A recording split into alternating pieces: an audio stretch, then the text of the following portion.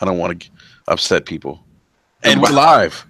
We're live. Welcome to. Nah, you can go in, man. Kofi came out of retirement to do a video. Kofi did. Big shout out to Kofi. He came out of Xbox retirement. I feel that, man. Something ain't sit right. Shout out to Kofi. All right, gentlemen, we are live. Podcast number 80.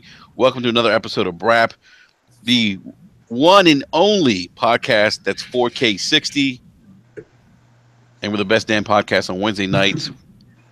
And we have a little bit, we have some, there's B Money. We have some guests tonight. Here we go. Yes, sir. We have some guests tonight. I'm excited to have these guys on. I was actually on their podcast this past Sunday. If you haven't checked out the Iron Lords podcast, definitely check them out. They are linked in the description below. Definitely check these guys out. Great group of gamers. You know, they love gaming. I've been gaming for a long time. They're passionate. And I had a blast their podcast on Sunday. So definitely check these guys out. Without further ado, I want to introduce our guest tonight. We have Iron Lord Sovereign. Sovereign, what's going on, man? What's going on, brother, man? Pleasure to be here. Thanks for having us, man. Oh, absolutely. The pleasure is mine. And without further ado, we have the man with the amiibos. The premium gamer. The premium gamer. Iron Lord King. Welcome to Brad, man. How are y'all today? Wonder Twin Powers activate me and Sovereign's in the building.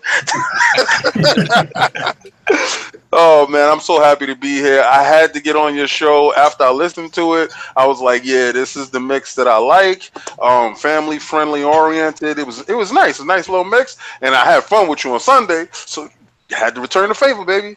No, man, I definitely appreciate it, man. Like I said, I really enjoyed your podcast. I was telling Eric and B Money late last week that I was going to be on the Iron Lords podcast, and they're like, "Oh man, these guys are great. You're going to have a blast." So, yeah, gentlemen, it's exciting to have you on, and hopefully I get to come back on and talk some video games with you guys again too on your podcast. So, of course, the door is open always. Let's go.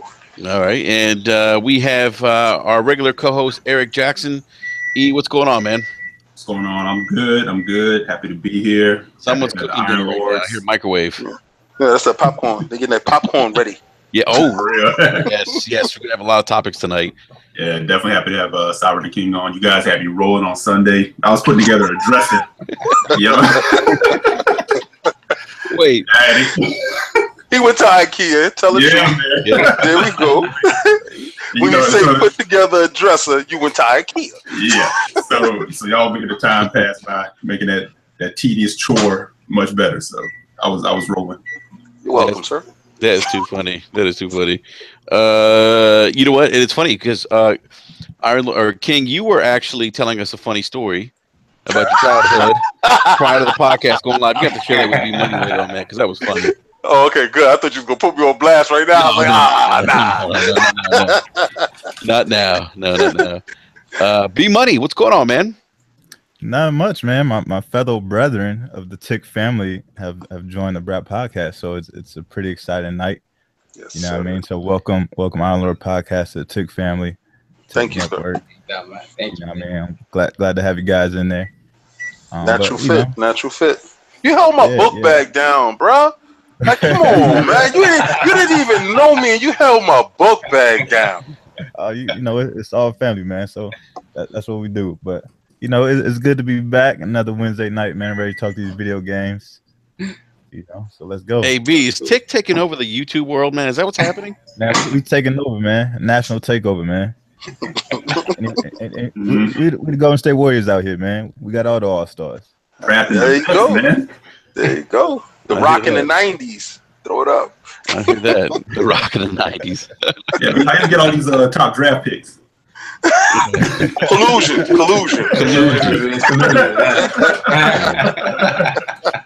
And B Money, I just want to say, man, a lot of palm greasing. B Money, I just want to say something, man. You were right. Hey, you called it. You call, and it's funny, man, because I saw your tweet, and you said it. You're like, when I said something was wrong, and we're gonna get it. I guess we should probably just jump into this right away. Yes, sir. Okay. So, as we all know, Crackdown 3 has been delayed. And, we had, and this is funny because, me, and Eric and B Money been talking about this game a lot on DM, saying, hey, wait, something doesn't look right with this game. Something's off. And then we had Tim Dog on, like, what, 3 weeks ago now? Yeah, something like that. And do you guys remember, Tim asked us a question. You guys remember that question he asked us? He said, how would you guys feel if Microsoft launched Crackdown 3 without the multiplayer? And I'm thinking to myself, Tim, you are asking this for a reason. You either know something for sure, or you've heard something, like you're not 100% sure, but you think something might happen. And then we heard the same thing from Randolph Thor 19. And like that gave me pause. When Tim asked that question, I'm like, wait a minute. With everything that we saw with Crackdown 3, with the game not demoing well, to the whole San Diego Comic-Con fiasco, where what did the girl say? She said, I don't want to jump. The other girl's like, fuck it, just jump. That whole thing. Wow. You guys remember that, right? Yeah. Oh, Lord. Yeah. It just something just didn't feel right. And Eric has been saying this a long time, and called heat for it. When Microsoft's quiet about a big game, something's off. B Money, you share the same opinion that he did, and you were saying it. Something's not right. Something's not right. Something's not right. And lo and behold, something wasn't right. And look, I'm okay with games being delayed. Like if it's going to make the game better, then I'm totally okay with that. Right. I'm totally okay, and I think it was a smart move. The game actually will probably stand a chance now, because look, let's face it, November 7th, it was going to eat alive. Yeah, no one's buying it. I mean, with all the big releases coming out, no one's buying it. But I'm a little concerned. I'm concerned because of how Microsoft has handled some of its exclusives recently. Mm-hmm. Scalebound canceled, Fable canceled, and now we have Crackdown 3, which was their other big franchise exclusive, big AAA exclusive, delayed. Which again, look, I'm okay with that. Like I'm not bashing Microsoft for delaying it. I really believe if it's better to delay a game than release a broken game. But or it's better to release a game, a full game, rather than just releasing a single player and then later on releasing multiplayer, because I think that would have been worse. That's horrible. They did that. Yeah. So, but I'm concerned. Like I'm wondering, like, why is Microsoft? And this is my opinion. And look, I'm going to say if you're going to get upset over this, just breathe. Maybe do some yoga.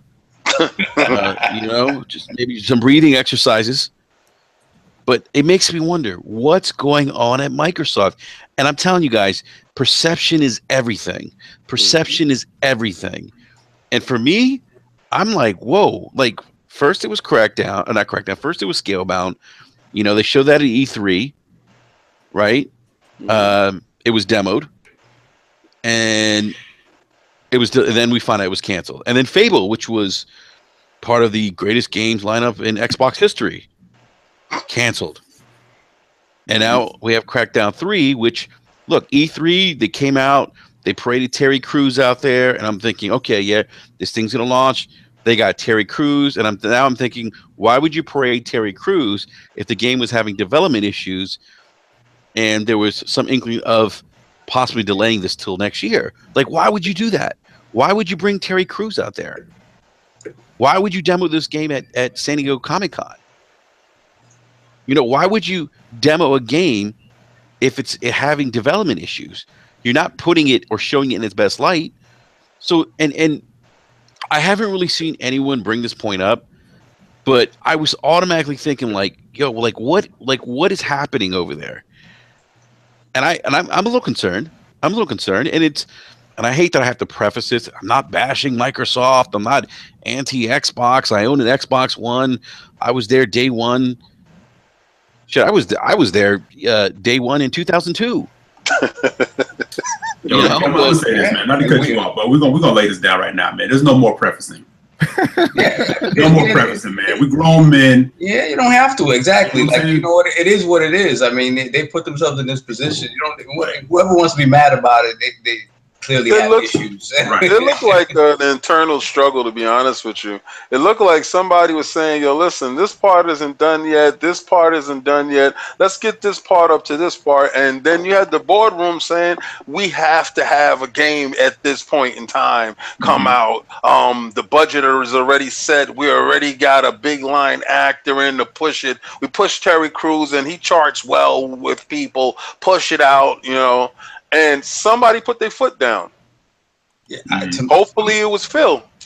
I'm going to be honest. I think it was really reactionary because, again, I don't see them spending all this time and effort to promote the game after the game went under for God knows how long. We didn't hear anything about it. They decided to bring it back. They put a date on it immediately. So you're like, okay, they know it's coming. There's no ifs, ands, or buts. They're ready with the game.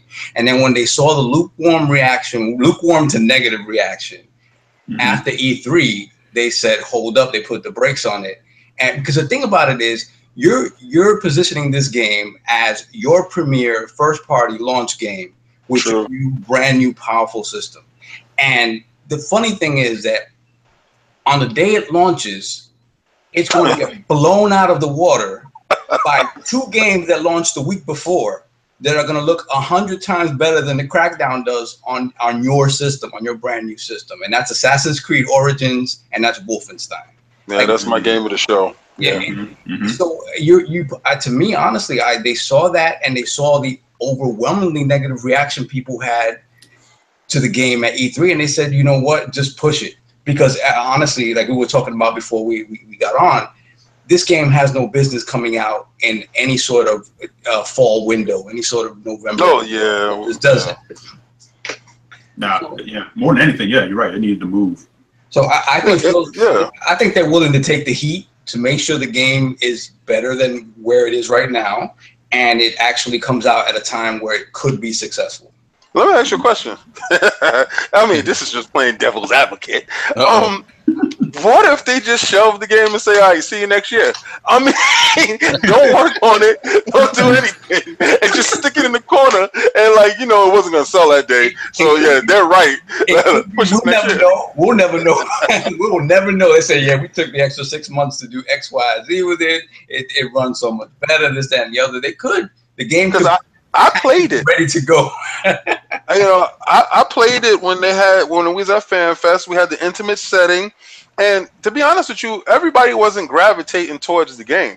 It was open chairs. It was chairs that was open that people could sit down and play it. And once they were standing in the back, they was like, "I'm good." Or I said, I'm not gonna say I'm good until I touch. The only thing that was different was it was a little when you jump, it was a boost forward, a little thruster. That I felt that was different from it, and the graphics look mundane or look comparable to Crackdown 1. So I mean that's not good. The gameplay wise, I mean the animations, it was just like for a next gen game, this is not it, bruh. And you really have to work harder if you want to impress us. Because I saw Agents of Mayhem, and I'm like, Agents of Mayhem is out Crackdowning you guys. And it just came out, and it came out to a lukewarm response.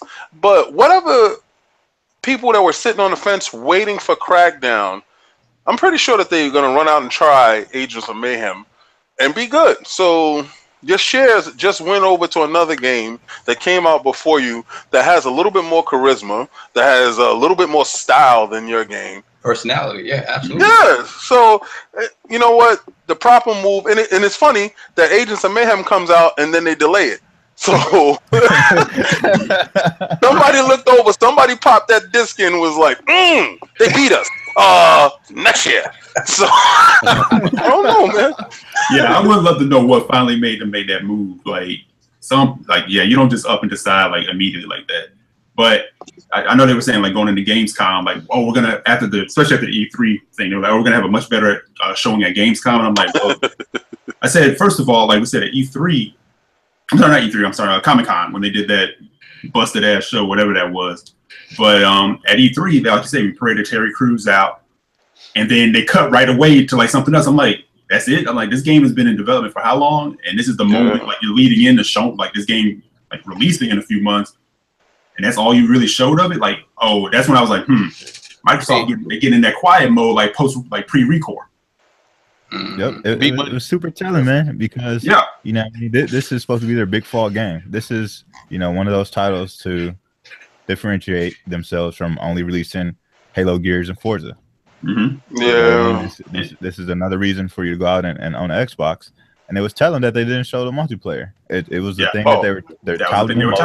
Yep. You know what I mean? E3 is the biggest stage of the year, and there is no multiplayer. They put Terry Crews out there, got the supposed to get the crowd hype, but you know what I mean? I wasn't at E3, but just watching it, you know what I mean? The reception for it wasn't amazing or anything like that. You didn't hear the crowd roaring, and you know what I mean? They didn't show the multiplayer, so people were left questioning what was going on with the game. Right. Do you think they backed themselves in a corner? Because of the total destruction that they were talking about, the game didn't have that. Yeah, definitely, because that's what people were looking for. And people were making that excuse. Well, it's a single player. They never promised to have that in the single player. They promised that in the multiplayer. And I'm like, but if games like Red Faction and games like Just Cause can do it in their single player, why can't this game, which is cell shaded? Because everyone's harping on, everyone's picking on it because it's cell shaded. Nah, that ain't it. Like King just said, you're looking at the movement of the character. It looks very rigid. Yep. Right? When they were playing the demo at Comic-Con, the cars are stacking up and Major Nuff is talking about physics. I'm like, what physics? I'm like, the cars are crashing into each other and stacking up. But I'm hearing people on Twitter saying, well, legit, it looks like more Crackdown. They're not trying to do this, and it's just more. I'm like, no, it looks like Crackdown remastered. That's what it looks like. That's exactly. And if you're going to do that, say that. Be like, hey, it's just a remaster of the first game. You can't say it's Crackdown 3 and don't bring it. Like you said, it's a 2017 game. You can take a cel-shaded game in 2017 and wow people with it. Yeah. It's that No Ni Kumi, that game. Isn't that stuff? Yeah.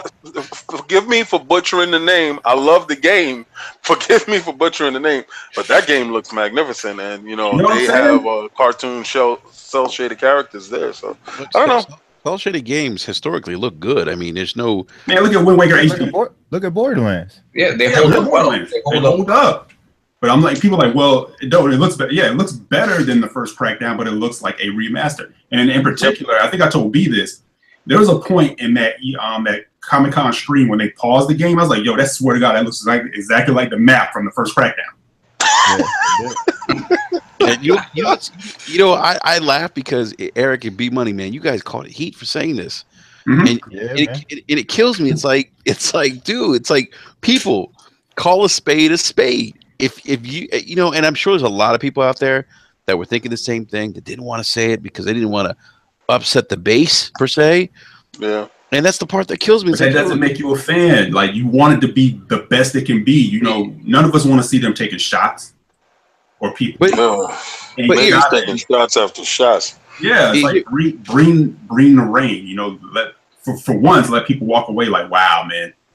Here's the thing, man. Real quick, man. Just so Anchorman, right? Big shout out to Anchorman. Mm-hmm. He tweeted out that he said for him it's a matter of principle now, not getting an Xbox One until Microsoft starts releasing some AAA games other than Forza, Gears, or Halo. Mm-hmm. And someone said to him, "That's dumb." Not dumb at all. Because I actually said that to you guys in our DM. And I said I would go to Twitter with this, but I said I don't even want the headache of the mentions. But I'm like, I feel like I'm being finessed. Hey, real quick, guys. Real quick, guys. We have a troll alert. Yes, we'll do. So let's give somebody the ban hammer. I got him. Yeah. So look, I don't know who this Kevin Smith is, but don't come here, man, trolling. Don't be a keyboard warrior. Thank you. I just noticed. Thanks don't for do bringing that. my attention. He's out. Yeah, J Street just mentioned. Thank you, J Street. Yeah, thanks for real, man. You got to have something better to do right now. Yeah. Oh, I could go on a whole rant about keyboard warriors, but I'm not going to do that this podcast. So Said we got a troll alert. We got a troll in the bushes. Smash him in the mouth. But no, back to the point. There's a few people that kind of said okay, it looks like more Crackdown. It looks like more like the first game, and I'm fine with it. I'm like, okay, I have no problem with you saying that, but at the same time, why can't you also say, man, it looks like they took Crackdown and just put it in beast mode? Stop settling. You know what I'm saying? We settled in middle school and high school. We're good. Like, hey, you're trying to get some, but at this point, no, we can ask for more. But you know what? To that guy's defense, maybe he didn't play the first one. That's true too. That's true too. You know, a lot of these gamers are new to it, and listen, Nintendo's been doing it for years. They've been finessing people for years, making people think they doing a new game. I just want to say, you mean the Amiibos? Yes, sir. Yes. Listen, Nintendo's the king of finesse. Yes, I can talk to Grandpa Nintendo. He's been finessing me for years. But that nostalgia goes a long way. Yeah, and Microsoft is trying to get on the finesse game, but they don't know how to do it. They like, they're like a bad magician. they put it behind their back right in front of you and just pull out the right? Like, no, that's not it. That's not it. Pick this card. Pick this card. Oh my god. Oh man. Oh, King, man, oh my god, that's the funniest thing I've ever heard. Like a bad magician. Because they're trying to fool you, but they're not fooling no one. That's the sad part about it, is everybody knew from the gate, November 7th, unless it's a pack-in game, it's not going to sell. And then how it looked, it's not going to sell. And I really think Agents of Mayhem was the nail in the coffin on that date. And so just move it. So I don't know. B Money. Let me ask you something, man. So what do you think this means for Microsoft first party? Like, are you concerned, given? Because 2017's been kind of a rough year for Microsoft. Matt, you guys know I've been concerned for many years. Kind of since the beginning of the generation, to be honest. You know what I mean? I felt like they took some steps in the right direction, but they didn't, take care of the IPs that they're releasing. You know what I mean? Quantum Break got, some lukewarm reception. Record was basically non-existent. You know what I mean? People didn't pick that up. Sunset Overdrive was probably their best new IP. Nobody went and supported it. You know what I mean? I always felt like they kind of need to take, some of those IPs and kind of help curate them and make them bigger franchises. And I think that's been their biggest struggle. You know what I mean? They've always backed, their Forzas, their Gears, their Halo. But you know what I mean, we're in a new generation and we still are waiting on that next big thing from Microsoft, and it just hasn't hit yet. Wait, B-Money, when you say next big thing, like what do you mean? Do you mean like a new AAA IP, like the next Master Chief? Maybe not the next shooter per se, but maybe like the next character. Yeah, I mean, you definitely want, to leave a legacy with this new platform, with the Xbox One. And right now they haven't. We're still playing the same games. When you think about it, Forza has been there since the original Xbox. So has Halo. Gears came along in the 360, but that was originally an Epic IP. It would just happen to be exclusive on the Microsoft platform. They just purchased that IP this year, you know what I mean, or this generation. So they've taken ownership of it. But there hasn't been any new big IP that they can take forward, you know what I mean, into this generation, into the next generation, and actually build upon. Yeah. So, yeah. That's a great point. That's a great point. Yeah, we've talked about this at length on our podcast about same thing. It's like, the fact that their unwillingness to take a middling game, at the start of a franchise's life and be willing to improve upon it on a sequel. If they don't hit a home run right off the bat, they bench it completely. They absolutely bench it. And this is something that we've commended PlayStation for doing, where they'll take something that they believe in, and the first iteration of it might not be the greatest. It might not have the greatest gameplay, but the concept is there. The characters are there, whatever the case may be. And they turn them into blockbuster franchises. They did it with Uncharted. God of War was always sort of big from the beginning, but it's evolved considerably, especially what we expect to get next year. And it's just Microsoft's unwillingness to do this. I don't think it's their unwillingness to do it. We're looking at it, the cup half empty. And I'm going to give you a cup half full scenario. Let's say the whole messaging in the beginning, and we can't keep going back to that. They got to grow up from that misstep. Right. But from the beginning, remember, Sony was on the teetering of bankruptcy. They were folding, they were closing up stuff. Their TV divisions wasn't making money. The camera divisions wasn't making money. Electronics as a whole, they were closing divisions. They were filing for bankruptcy left and right. And this was their last ditch effort. Sony put all their eggs in a barrel when they said, "Yo, this is what we're gonna do."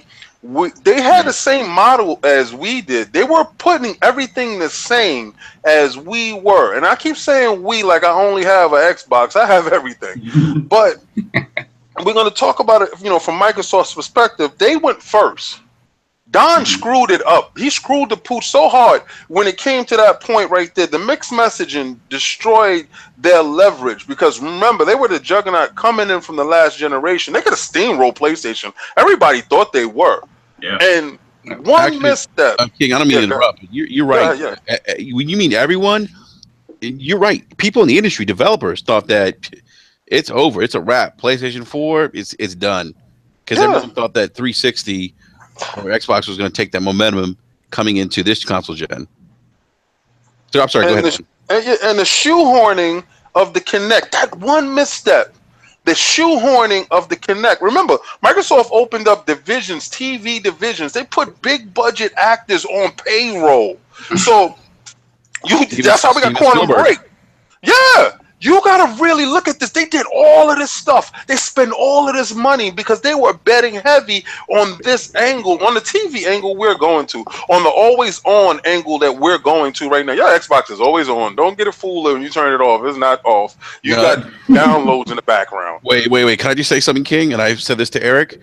Yeah. That my Kinect is possessed. That shit turns on when it wants to. Seriously, I'll be down here and I'll walk down because NSA, it'll just turn on or something. I'm like, what the fuck? Like, what is going on? Wait a minute. That's the new Annabelle. That's Annabelle Part 3. They watching and they listening. Yeah, and I'm like, I'm waiting to come downstairs one day and into this. Hello, Clarice. I'm like, oh, it's playing itself. I passed that level you had a difficulty with. What?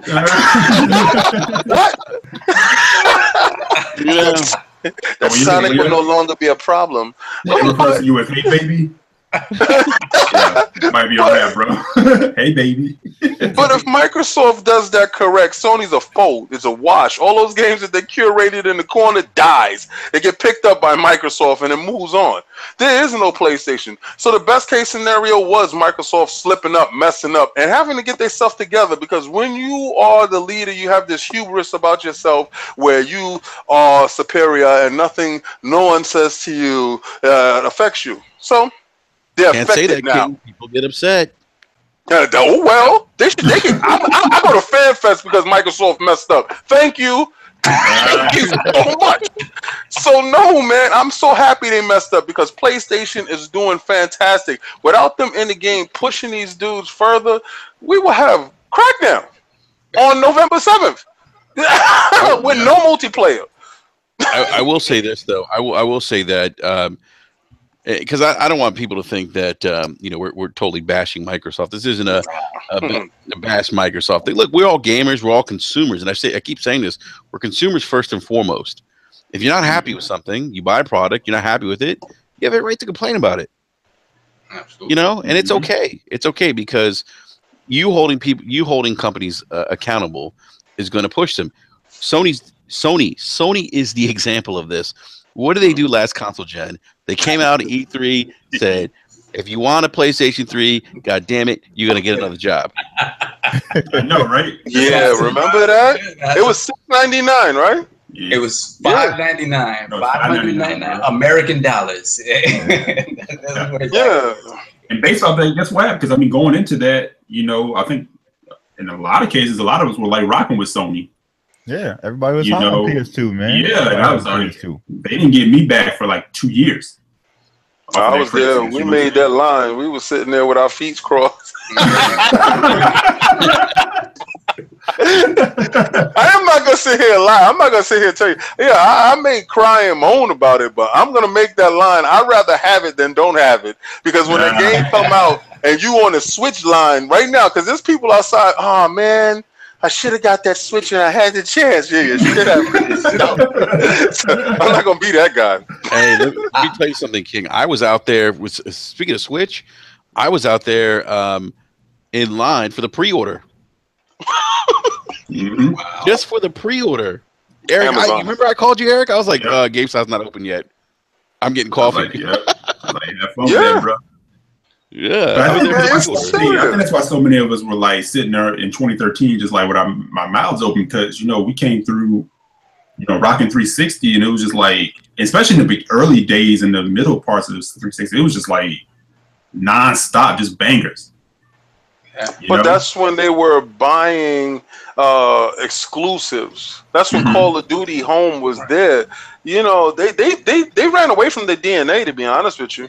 Yeah, that's what when they were following the Sony model now. I mean, Sony has that model now where they're buying this exclusivity with these big third-party publishers, the Call of Duties, the Battlefronts, and stuff like that. But at the same time, it's just like the perfect storm of all of their first-party stuff is coming out and hitting. Like games that have been in development 4 or 5 years are finally hitting now.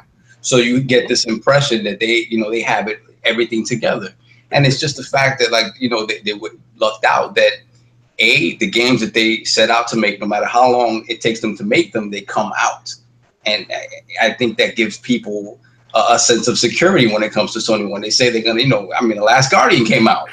Who the hell expected that to happen? Sure. So it's a sense of confidence you have in them that they're gonna do that, and then they went the extra mile to pay for all this extra stuff that Microsoft used to do last generation.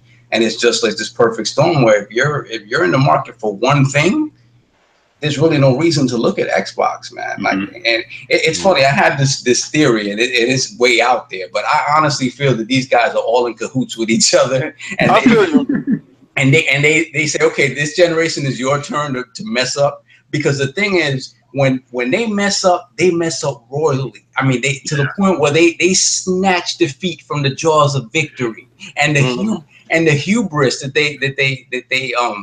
they present it's almost like on the level of a villain. Like they come out there when Kaz Hirai came out there and said $599. I'm like, are you serious? Like, really?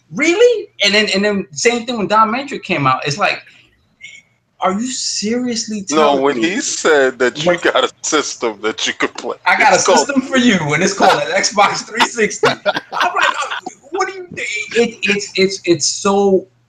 It's so far to the left that you're like, no, they had to plan this. This is like one of those things where it's like, you can't let one company get too dominant. So like this, you dominate this generation, and next generation, I'm gonna stumble so ridiculously hard that your stock is gonna raise up, and then gaming in general is always gonna have this ebb and flow, and nobody's ever gonna go away, because that's the only thing that makes sense to me. Because to be honest, they make such ridiculous mistakes. I mean, we're sitting here, we're not professionals at this, and we're sitting here analyzing this stuff. And it's like, really, like, we're talking about common sense things that if somebody had to bring some of this stuff up, but ultimately the decisions don't go that way. Right. So it's just really weird, man, that some of these decisions are made, and ultimately, and now in this world where everybody has, look at us now, we're talking about it. Everybody has an opinion on it, and opinions get out there really quickly. And like you said before, perception is reality, and it becomes reality really fast. Yeah, especially with, and Eric, you've brought this up many times, especially today, where if you're not out in front of the messaging, you're in trouble, because this isn't like the days of print media where you had like, maybe a couple weeks to, if you slipped up and the media was going to report it, you had a couple weeks to beat Electronic Game Monthly, if anyone remembers that. Right? Yeah. Little EGM, or remember Game Pro? Who remembers Game Pro? Yes, of course. Yeah. See, and I just took the game watch. Come on now.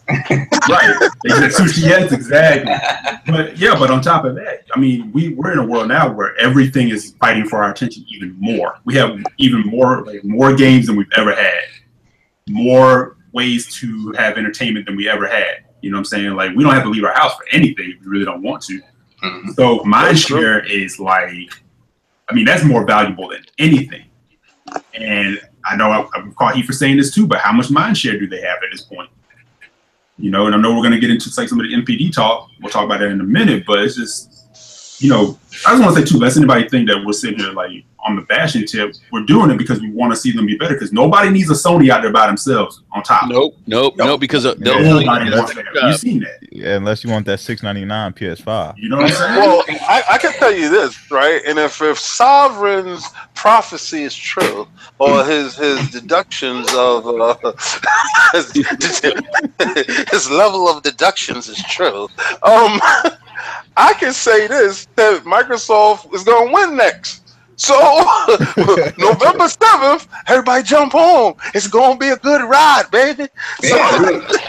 In 2019, we're going to see the Snake Oil salesman come out there and say, well, you know, Mark Cerny. He's talking about Mark Cerny. Mark Cerny's going to come out there and say, yeah, the PlayStation 5, you know, we have 20 teraflops of power, and it's gonna run you a mortgage. Thank you very much. And it comes bundled with NAT 3. I just want to say, if anyone who's listening, for those who are listening who have not listened to the Iron Lords podcast last Sunday, definitely check it out, because there was definitely a very entertaining conversation revolving around Mark Cerny and him being the man to sell snake oil. It'll take away all your ills. The RPMs. Oh God, Blastmaster processing, baby. Hey, I just want to say something real quick. I saw I think it was it Hoj on Twitter, who tweeted out a guy. I'm not gonna mention his name because he's a big Sony fanboy. But they're now rocking the whole RPM thing in their names. Yeah. Like, yeah, and it's like their secret sauce. And it's like, wait a minute, aren't you guys the same guys that? And it's mind blowing.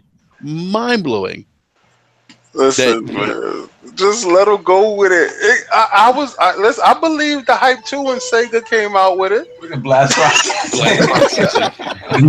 That's gonna be part of my next thing too. I'm gonna tell you about Blastmaster processing. Everybody thinks it's new. There's nothing new under the sun, man. These machines are exactly who we thought they were. Mm-hmm. Okay, so all like that green. This is the truth. If you think there's anything special in that box, no. You know, everybody thinks so because what Nintendo was able to do with the Super NES, with Donkey Kong Country. Remember when they went to the CGI graphics and they got extra life out of it when everybody was on to 32-bit systems, and they was like, oh, but the Super NES, you know, the Donkey Kong looks just as good as a Gex on 3DO. Okay, that was a technique that they use that other companies try to use, but because of Nintendo's rich color palette, it was able to emulate CGI so-called graphics. There's nothing new with these systems. These systems are straightforward. So what you get is what you get. So when you're saying that you got RPMs and all this other stuff inside, no, you don't, bro. You got a way to trick the public into saying, don't buy that, we got you safe over here. That's all. Snake oil.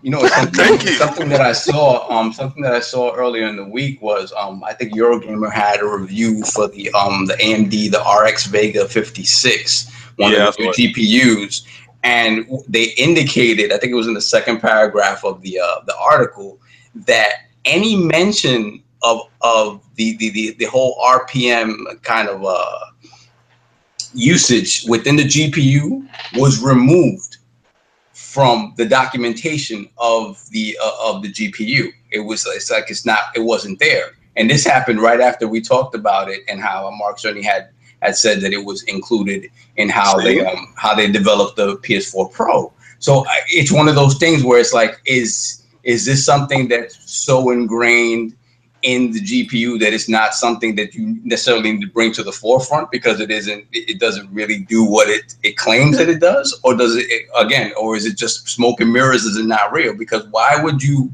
hide something that potentially could double your output on certain things in terms of fidelity, in terms of frame rate, in terms of everything? But it didn't when it compared it to the 1080. I mean, well, 1070. It was versus the 1070. It didn't beat the 1070, but it came really close. And in some applications, it came equal to or slightly greater than the 1070. But in overall performance, the 1070 beat it. The same thing with the 64 against the 1080. They are who we thought they were, man. Mm-hmm. You know, everybody wants that edge. Nobody wants to lose. Exactly. We spending our money on these systems, and sometimes you go in the store and you only have $300. So you're betting on your system to be around for a while. You don't want to have to buy another one. Maybe you can't. So I understand it. That goes back to the talk of mindshare too. The fact that if the random person is going into a store to buy a system for their kid, said person at GameStop or Best Buy more than likely is going to push the PS4 because it's the popular thing. It's what they probably know most about. So it's one of those things where they're not even in the consciousness of the people selling the hardware, because the fact of the matter is they don't have anything that differentiates them so much from the competition, and the competition has 60 plus million units out there. So, you know what's interesting? I actually, one of my colleagues at work asked me, actually last week. He's like, "Hey, you know what? I got a PlayStation, or no, I have I forget what he had, maybe a PlayStation 3, but he wasn't sure, whether to buy Xbox or PlayStation right now, and he plays Call of Duty." And I said to him, I said, it really depends. I said, if you a big Call of Duty fan and you want, exclusive content sooner, then look at the PlayStation. He's like, yeah, but who's got the better games? I'm like, well, they both have really strong third-party support, have good indie support. But I was like, but if you're thinking about exclusive content, I would say Sony has the edge. And he's like, all right, I'm going to go with the PlayStation. And I'm thinking to myself, wow, I wasn't I was answering his questions. Like, I wasn't steering him in any direction. Like, oh, go out and buy the PlayStation because, it's got 1080p and it's got blah, blah, blah, and it's got this DualShock controller, none of that. Right. It was just a matter of him asking me about games. And that's what it all goes back to at the end of the day. Software. I'll tell you, I had a similar story. A buddy of mine who, is an Xbox dude, his boys like Halo and this and that. He was just saying, like real talk, which one should I get? Now, I had two scenarios where I had one other friend who asked me the same thing. I said, yo, you mess with racers more than anything. That's like your jam. I said, I can't recommend anything but an Xbox on that for Forza. I said, you're just not going to get that right now on the Sony side. So he was content. But my other boy, he was like, he likes a lot of adventure games. He likes a lot of exclusive, some first party stuff, offerings. And I told him, quite frankly, keep the 360, let the boys rock, Halo there. They have all the games. I said, venture out, try this PS4. And I was like weird because before in the past, I was recommending people Xboxes. But that's a good thing now. We say it with a heavy heart, but I know, right? It's like it's like we saying it like our dog died. Man. Get a PlayStation, man. Yo, think about it this way, right? Think about it this way. Microsoft comes out to hit home runs out the gate. Don Matrix doesn't mess up. He stays on chain. Everything is good. They're winning. These games come out. Microsoft Studios takes off. They on that Netflix thing. They banging. They all over the place. TV networks. Microsoft is taking over the world. Sony folds. But the thing, and that scenario could very well happen. But look at us now. We're only, what, 4 years removed from the launch of the One? Yep. They didn't have that. So think about it. Whatever they had in the pipeline is whatever they had. I don't think the scenario would have changed that much. We'd still be in the same place in terms of the first party stuff. It's not that they gain mind share, just like he said. The third party mind share, the fact that they're out there, and that's the thing. This is what they try to do. They push the system and their services, the Game Pass, all that great stuff, and that's how they differentiate themselves from Sony, because they don't have that first party strength. By the way, I do think those are great features. By the way, oh, absolutely. I think they're great. Yeah, I mean those are great features. But who's hearing them? Nobody. Yeah. Nobody's hearing it because there's 60 million plus PlayStations sold. I don't know 60 million. I don't know who got these systems because I can't lie to you. The majority of my friends play on Xbox. I have a PlayStation with like 4 friends. 4, okay? And one of them is me. Exactly. One is in the room and the other one is sleeping. So, and there's 2 people, I don't know who they are. So I'm like, and I tell people all the time, I guess maybe my name on PlayStation is like putting you off, like it's Xbox 360 Lover 01. Maybe you think I'm trolling you. I'm not, but I like to play Street Fighter because I can't get Street Fighter on my Xbox.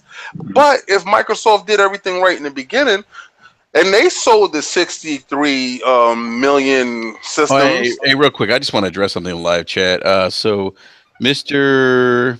Kirozin, yeah, please don't refer to people as X-Fags. That's not cool. Like we don't do that here. Thank you. Oh, he just shouted you out. You have been fingered, my friend, and everyone knows your name.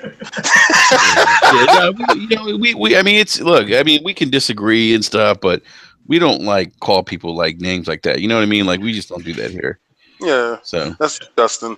But I mean, I'm happy that I know it sounds bad, but I'm happy Microsoft had to get that humbling experience to take them back, to let them gather themselves, and maybe the sign of Crackdown being delayed is a sign of them learning from past mistakes. Because the old Microsoft would have threw the game out anyway to get devoured and eaten in between other games that were superior to it. So maybe this is a sign. So let me ask y'all this: what do y'all want to see from Microsoft in the next 2 years?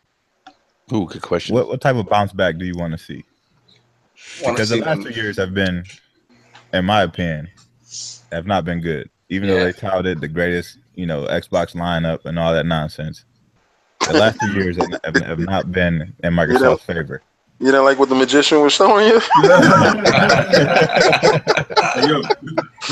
see the rabbit right there. It's on the floor. You gotta feed the rabbit, right? He died. Straight up, me.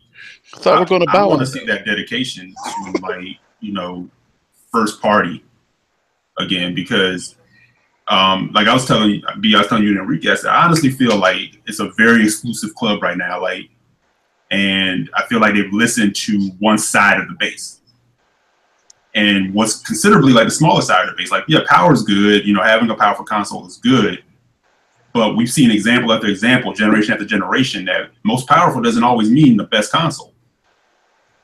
Yeah.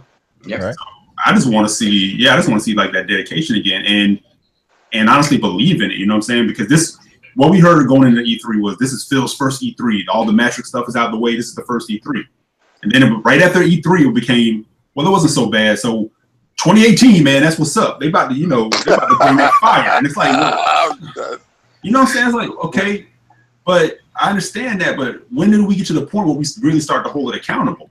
And then I was not happy in those interviews when it feels like, yeah, we do have some stuff, but we didn't really want to like talk about it because it's about, you know, it's like 2 or 3 years off. And I'm like, son, even Nintendo got people crazy by showing a Metroid Prime, you know, place card. Yeah. I'm not saying that's your answer, but I'm saying you get to a point where it's like, what are you really answering?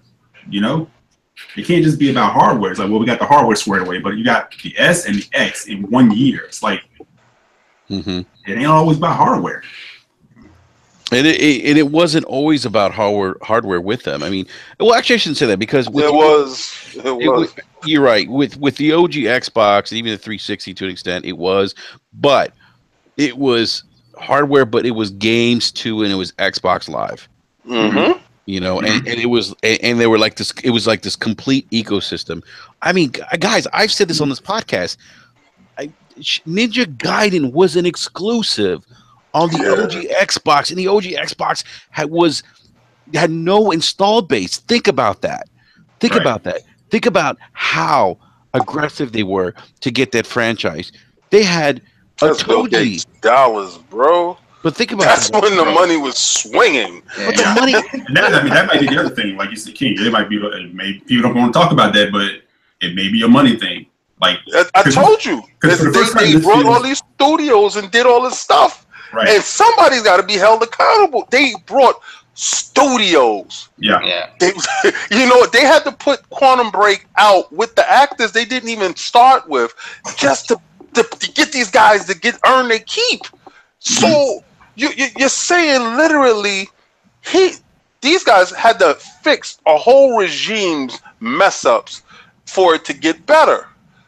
And you know, we're in that transition period. That's why you got the S, because the original OG Xbox, that was not what he wanted. That's not what Phil and that internal group, his overthrow was, you know, because they overthrew the castle, they threw him out the window, and so you know, this is the box that he wanted to put out, and he said, okay, this would be the standard box, but my real box is coming. Like, sounds just like a dude. So he gets the box that he wants. You know, the power position is there. You listen, guys, I feel you with the games, and I want them to do better with the games, and I know in this day and age, when you put your foot out there, if it's not right, you're getting criticized. I think he's gun shy with showing his babies before they look pretty. Right, okay. Yeah. Yep. Yeah, there's another situation where it's a scale-bound situation or a Fable Legend situation where they tout it for so long and then it gets canceled. It's like I said, like, you know, the industry isn't what it was before. Like we have access to all this information, you know, very early on. So we're scrutinizing it from the very beginning. There's no hiding this stuff. So it's like, you got to be really sure that it's coming out, especially when you're being constantly directly compared to Sony. And Sony's like I said, like everything that Sony announces, it may take 10 years for it to come out, but generally it comes out. So they have to try to get to the point where they can sort of match that cadence. And I don't know that they'll ever really match it, but I mean, they honestly, they need to find a way to get back to bringing some JRPGs to the system. I know Phil was in Japan earlier on, so I'm hoping that some of those announcements have to do with that. Miss Walker. Yeah, absolutely. Get Miss Walker back. And in terms of like the their own third person action oriented action adventure game, something in the vein of if you look at all of Sony's most successful franchises, if you look at them side by side, they're all essentially the same game. Uncharted, The Last of Us, God of Days War, Gone, that game with the zombies, and all the same. Even Senua's Sacrifice, the same things. The third person over the shoulder. Horizon Dawn. At Horizon Zero Dawn, like the template is all the same. So it's like if you look at that, obviously there's some success in that. People like that type of game. Just, you know, obviously you change it up from game to game in terms of the systems and how the games play or whatever. But they've been successful with that formula, and Microsoft needs something of their own in that vein. They already tried it with Rise of the Tomb Raider, and the backlash that they received because, you know, people felt that they were taking a third-party franchise and bringing it to them for themselves and sort of taking it away from the core gamer. It's you know, they can't do it again. They can't do that again. Because people. No, I didn't mean to cut you off. I'm sorry. Yeah, people felt like Lara belonged to everybody. Absolutely. Right. And the repercussions of that were felt when the game finally did come to PS4. It was the improved version. The PS4 Pro version is absolutely gorgeous, and the game faltered. And to be perfectly honest, in a lot of ways, I feel that game is superior to Uncharted. I come to Uncharted for the characters, for the story, for the banter between the characters, and the tech behind the game. The tech behind the game is always fantastic. Come on, we all play Uncharted for Sully. Let's just, you know. Next Uncharted got to be Sully, man. Yeah, I tell people that. I've said that before. So, you know, I know they get compared a lot. I said the only thing they really have in common is the adventuring. Right? They're very different philosophies on how you deliver the same type of, you know. Yeah, absolutely. Yeah, in a way, it is comparing apples to oranges, but the comparisons are always there. But again, like Uncharted, even in the action aspects, the combat aspects, I feel Tomb Raider is far superior. Like Uncharted kind of feels kind of floaty sometimes, and then you have like these monster closets where you reach certain checkpoints and guys just keep coming at you, you know, and it's right. And it's been the same. But no, it is true. Like in a lot of the Sony games, it's like the templates are there, but they kind of like change it up. And I think if Microsoft kind of did that with like Halo and Gears, it freshens it up enough to where I don't think people are like really completely tired of it. I think they're just kind of like they haven't done enough to kind of propel it for a next generation. Yeah. Those franchises have value. Hands down. I mean, they still have value. Man, they did it with ODST and people ripped them to shreds. It was too early. And I really like ODST. I love ODST. And ODST is awesome. Oh my god. Yeah, but we are in the minority in this room. Reach caught it too, man. And Reach is fantastic. Yeah, Reach is great. Now it gets love. It gets love now. So, oh my god, ODST and Reach. Those are amazing. It's like, man, come on. ODST was a great game. Yeah, I thought it was great. You know what? You know what really is for me like when I think about Microsoft and where they've missed opportunities, and I go back to ODST, there was a poster in ODST, a teaser for the Traveler, I believe. I think it was a Traveler for Destiny. And think about that. Destiny could have they missed that boat there. In that game they plays let that boat sail right by their ass. It's like, but this is what I'm saying. Like what? Like this is the part that drives me crazy about Microsoft. It's like you guys ever had a friend that like all the hot chicks wanted to like mess with him, but he was ugly, and he'd always mess it up, and you're like, what is wrong with you? Yeah.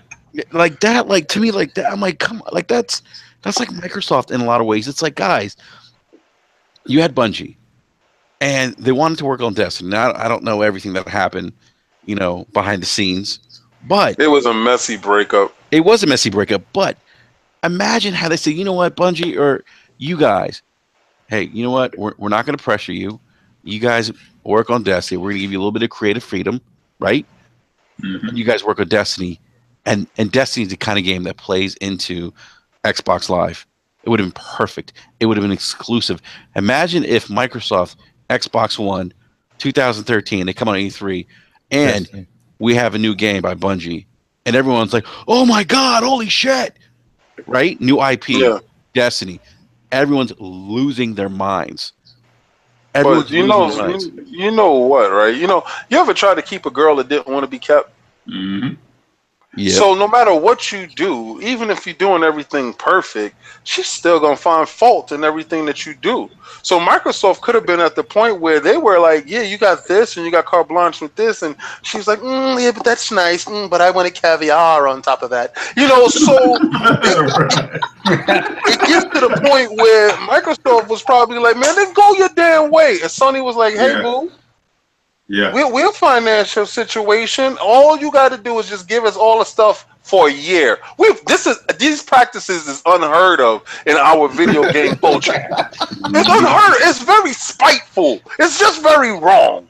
You know, like, how you gonna have Hawk Moon for a whole year ahead of me? That makes no sense. A year, man. That's, you know how long that is? Yes. And the gaming community on the Xbox is stronger than the PlayStation. I'm sorry. This is a fact on Destiny. We game harder on Xbox than y'all do. If y'all want to do it, yo, tell Sony to open it up and y'all can play us in verses and y'all gonna see what happens. Ooh, okay. You know what? I've heard people say that share that same sentiment though. Okay. Except for Call of Duty now. I heard Call of Duty, it's on PlayStation now. Yeah. Nah, that controller, it doesn't lend itself to, you know, swiveling. You know, I know some dudes, boy. Shout out to the one-arm gamer. He is the greatest first-person shooter player that I've seen play with one hand and win tournaments. Wow. In Halo. Yes. He has a special controller he has made up. He has one hand, and he handles his business. He was at FanFest. It was fantastic to see him play. Yeah. He's on Xbox. I will put him up against anybody on PlayStation. Him off the floor with y'all. All right. Well, gentlemen, I want to. Gentlemen, you know it's you know it's crazy. We've been talking about the whole Crackdown 3 in Microsoft for an hour. So I want to transition to another topic. Love, man. Yeah, it is love, man. I want to transition to another topic that has to relates to Microsoft and what we've talked about earlier about you know their what seems to be their unwillingness to take risk maybe from a first party perspective. Did you guys see this? So you guys know who Paul Thurrott is? He's apparently a Microsoft insider. No. All right. So you saw B Money? Yeah, I saw it. Yeah. I wasn't sure who he is. So apparently he tweeted out that, or he didn't tweet out. There was a report that basically Satya Nadella had said, Microsoft is, or the Xbox division is, their revenue has increased and they're starting to become profitable. And I shared this with the guys in DM, and we're all thinking to ourselves, wait a minute, we thought they were profitable.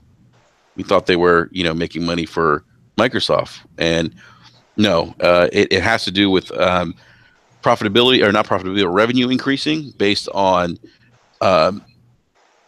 Xbox Live. Mm-hmm. And that made us think, well, wait a minute, maybe that's part of the problem, that the division necessarily isn't turning a profit as revenue increases, but not necessarily turning a profit. Now, I know that the Xbox One X is not going to turn a profit for them. They're actually going to break even on that console at $500. Mm-hmm. So, I think this goes into that too, what we've been talking about earlier. And the other thing is, the other thing that I was thinking of is, the leaked NPD numbers too. I don't know if you guys have seen these, but there's some rumors going out there that I believe Nintendo took NPD July. PlayStation 4 came in 2, and was the 3DS came in 3, and Xbox had its worst month this console gen in terms of sales, under 100,000. Okay. And that's still like not substantiated, like, right? Yeah, it's not. That's right, Eric. It's not. I mean, we'll find out. I believe tomorrow the NPD numbers come out. Mm-hmm. But if it's if this is true, I mean, is this a matter of a bigger problem for Microsoft, or is it a matter of people not buying consoles because the Xbox One X is coming out? What do you guys think about this? And I want to go to our guest first. Lord Sovereign, what are your thoughts, man? Honestly, initially I thought it was what you just said, that hopefully the expectation and the anticipation for the X coming out kind of has people not purchasing as many S's and vanilla Xboxes. But again, the price point of the X kind of puts it out of the average consumer's range. So I'm thinking that the person purchasing the X is us. You know, the gamer who's willing to go out there and spend $500. So honestly, it's tough to tell. Like, I think Microsoft's direction of like over the past few years since Phil took over, they've leaned a lot into their services, and almost to the point where the hardware doesn't matter. They've kind of made it clear that they're going to provide the hardware, but especially, you know, with things like back compat and Game Pass and Play Anywhere and stuff like that, they want to ensure that they're creating an ecosystem where you can get their content in different places, so that the reality of, you know, Xbox One being in second place, being far in second place, isn't as hard hitting if, you know, as it would be if that were the only place you can get that content. So I think for me, it's going to be something that we're constantly going to be seeing. I don't ever really think we're going to be seeing hardware, Xbox hardware, kind of at the top of the heap. Maybe in November when they launch the X, it might be up there. But to be honest, I don't think they're really concerned with that. I think they're going to keep talking about engagement and stuff like, and those type of numbers. And they really want people using their services. I think they're going to expand Game Pass in terms of the amount of games. They might even drop the price. Stuff that Phil talked about, about having like episodic content on there. Stuff like that, I think they're going to lean into because they have no choice. Again, it's going to be really hard to stop this train and turn it around, stop the ship and turn it around. It's very difficult to do that, especially with Sony running, you know, slipshod through everybody. And at this point, not even trying to do it. Now it is just the mind share that's kind of carrying them. So honestly, yeah, I don't, in terms of hardware, I don't really see them being too concerned with the numbers out there, so long as you're continuing to have people buy into their services, and I'm assuming they're going to continue to expand services. I'm assuming we're going to see new services come to light starting 2018, even starting when the X launches, stuff like that. So to me, that's where their focus is, and that's how they're going to make money, because otherwise they're not going to make any money. And there's definitely money in services. I mean, all joking aside, I mean, you know, they're pulling in billions of dollars in services. So yeah. I mean, it's bringing in money. You know, I mean, it is. I mean, there's no arguing that. You know, I think, you know, we talked about. You mentioned, like, I think you mentioned Sony's year, the year Sony's having. I mean, look at the month of August. I mean, we have another exclusive game on the PlayStation 4 that just came out in Hellblade. I mean, guys, think about that. That's just, I mean, this is like my PlayStation 4. I said this to B Money and Eric. Like, I haven't been on a PlayStation console this much since the PlayStation 2 this year. It's true. You know, so King, what are your thoughts, man?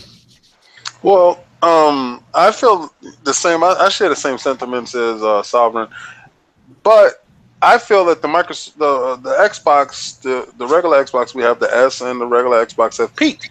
I don't think those numbers will grow substantially. I think until they reach the critical mass point of 199 or 179, will they move more units? Probably a couple of million more.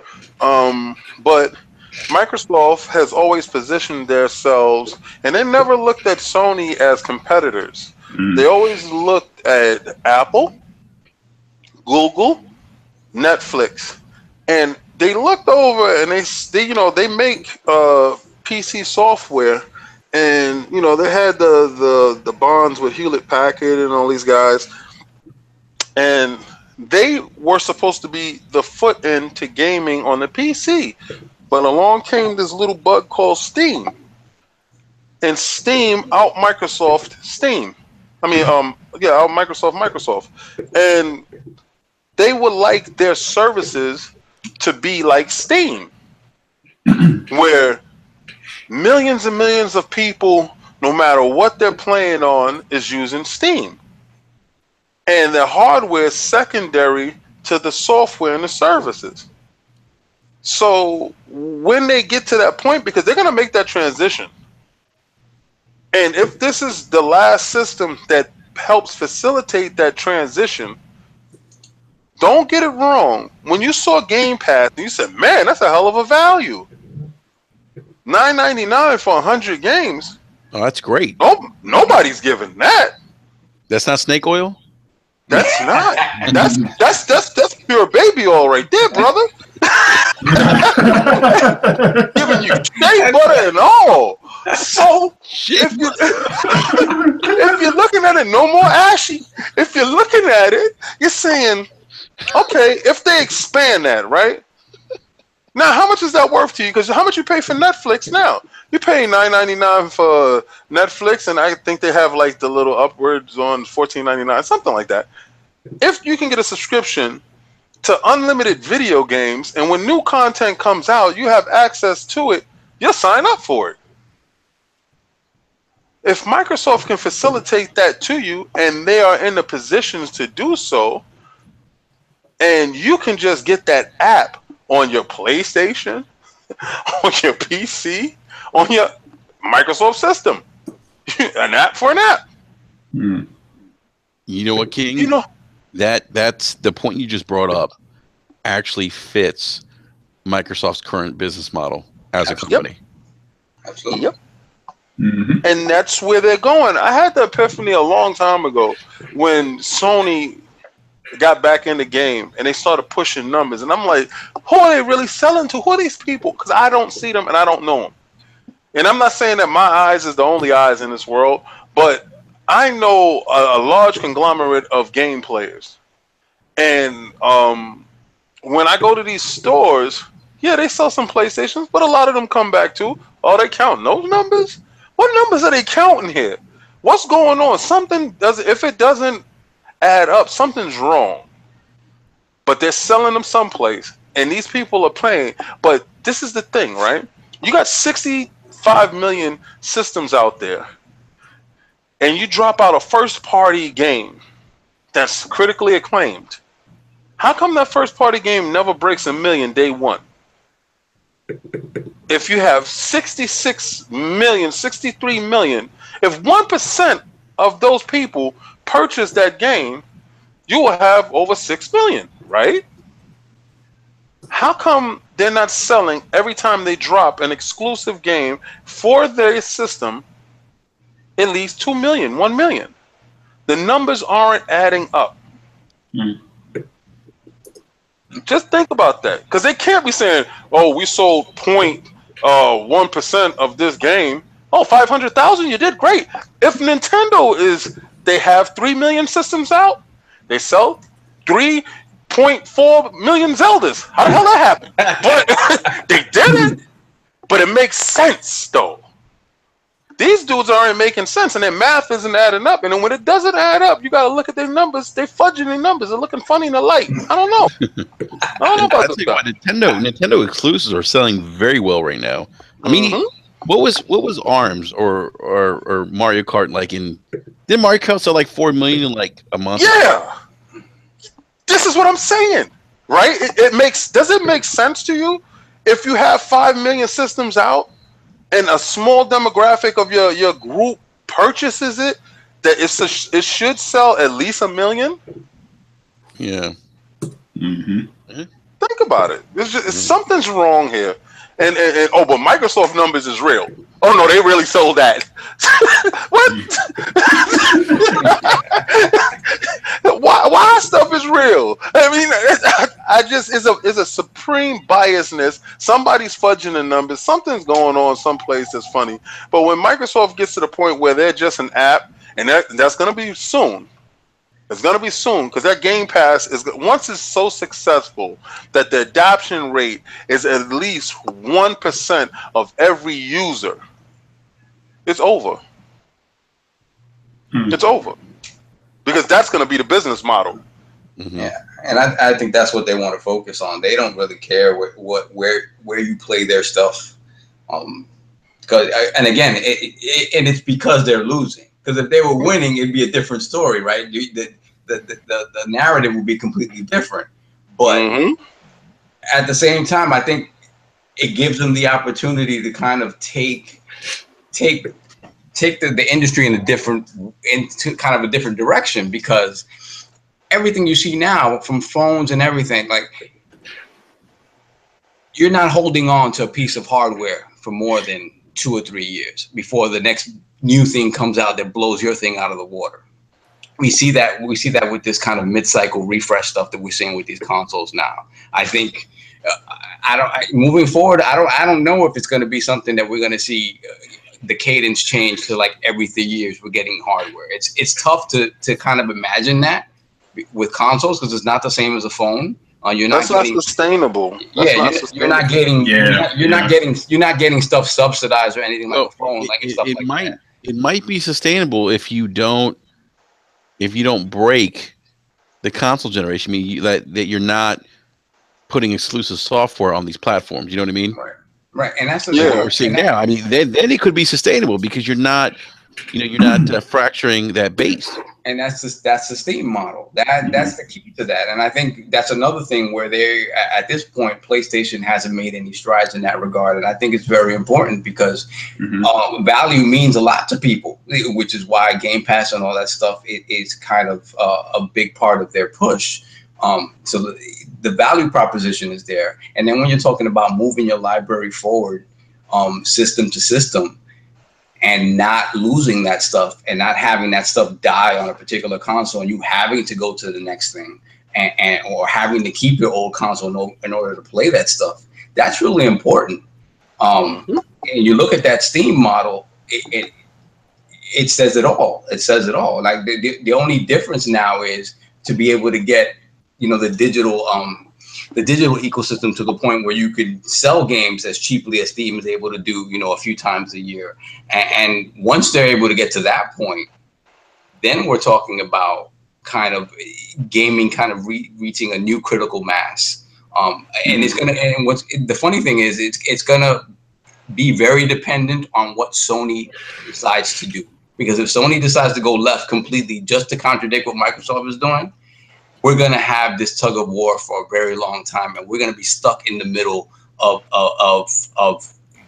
complete progress and moving forward. And the same argument that we had at the start of this generation, where people were like, no, digital is not the way to go yet. I want my physical stuff. Like, it's going to be tough. It's going to be tough because I don't really necessarily see Sony conceding the fact that Microsoft has the right idea. Well, the one thing that Sony will do, I think, in the next console is they will allow the library to be carried over.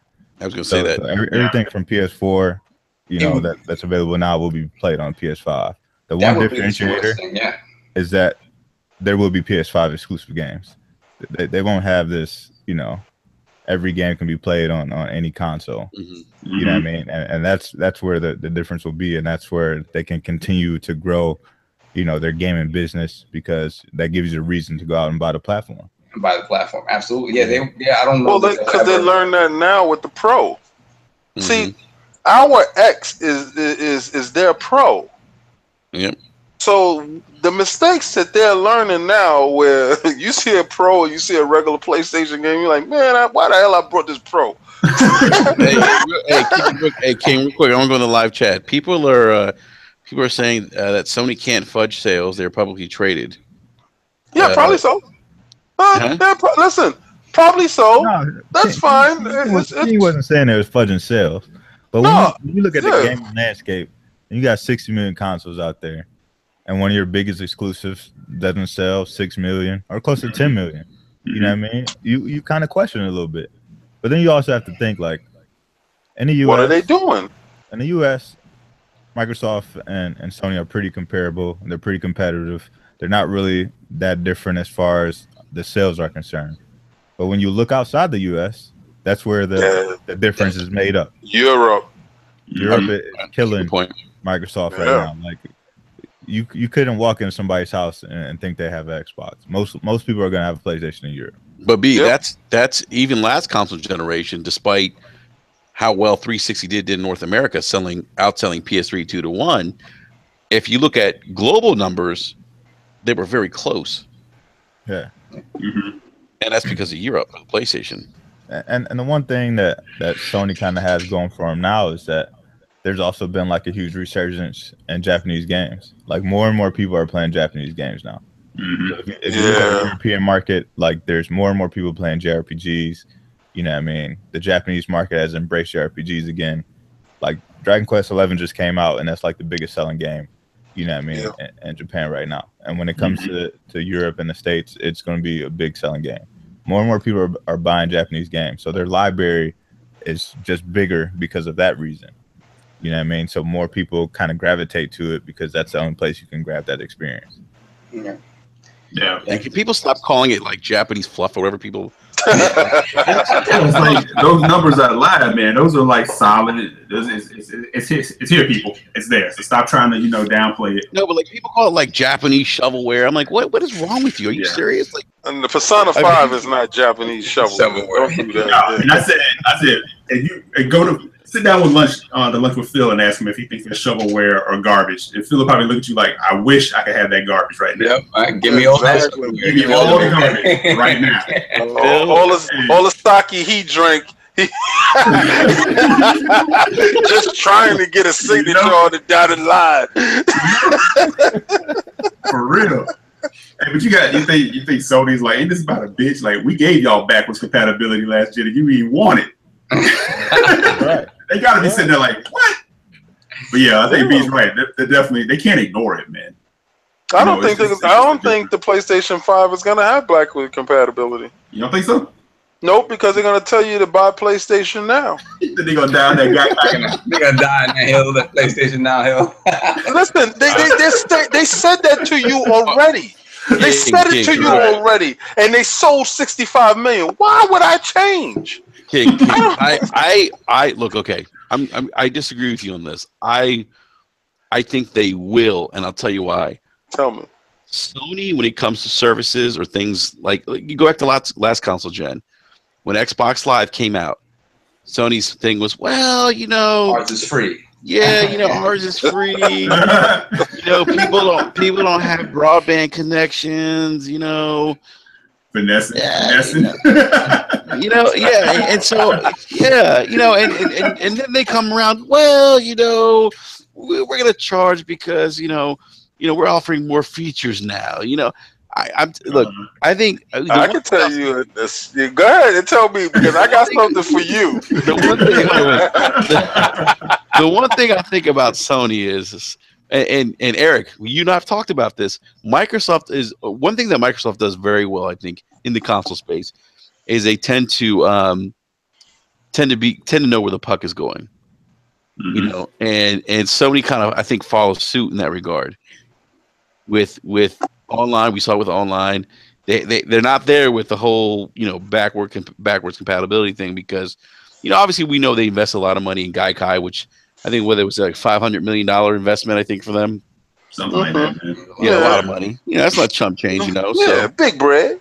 Yeah, and I get that they have to. They want to push that service, but I agree with B. I think they're watching what Microsoft does. They're seeing, okay, well, wait a minute, these guys, and they losing.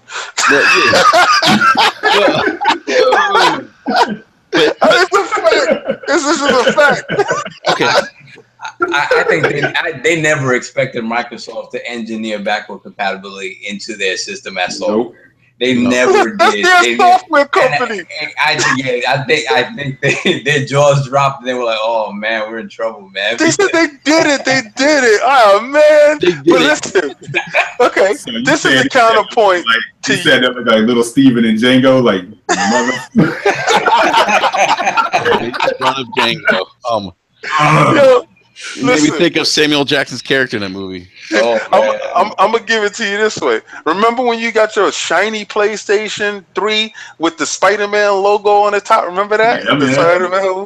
Yeah. It was it looked like a toaster. And remember all those ports and stuff that you had in the back? And remember you were able to put your PlayStation 2 disc inside and play? Mm-hmm. A year or two later after that, took away your ports and they took away your discs. So they are adept at saying, nah, we're not going to look back. We're going to only look forward. And they noticed that this PlayStation Pro, if they didn't do this mid-cycle refresh thing going on now, it's being held back by the regular PlayStation because it has to be compatible across the boards. And only when they let go of that small tether of the regular base PlayStation will they actually really shine. Microsoft is going to suffer the same problem. That PlayStation 5, you're going to see a big difference when those games come out because they're not going to be tethered by that Pro. I you know what, I agree with that because and I think like B-Money said, but I do think they're gonna do backwards compatibility. I think it's for them on a software level or on a hardware level. It's gonna be a hardware level. You're gonna be able to put in your disc, and they'll probably have a software level too. So anything that you bought digitally, you know what I mean, your library will carry over. I don't see them totally going with that. But I think the one thing that Sony does is they always hop on whatever is hot. You know what I mean? That's why at the beginning of this gen, they hopped on indies because it was like the hottest thing coming off of 360. And now, you know, everybody put Jim Ryan's head in the fire because he's shaming the indies. You know what I mean? Not too long ago, you know, he wasn't holding them in a good light. But Sony always jumps on whatever is hot at the moment.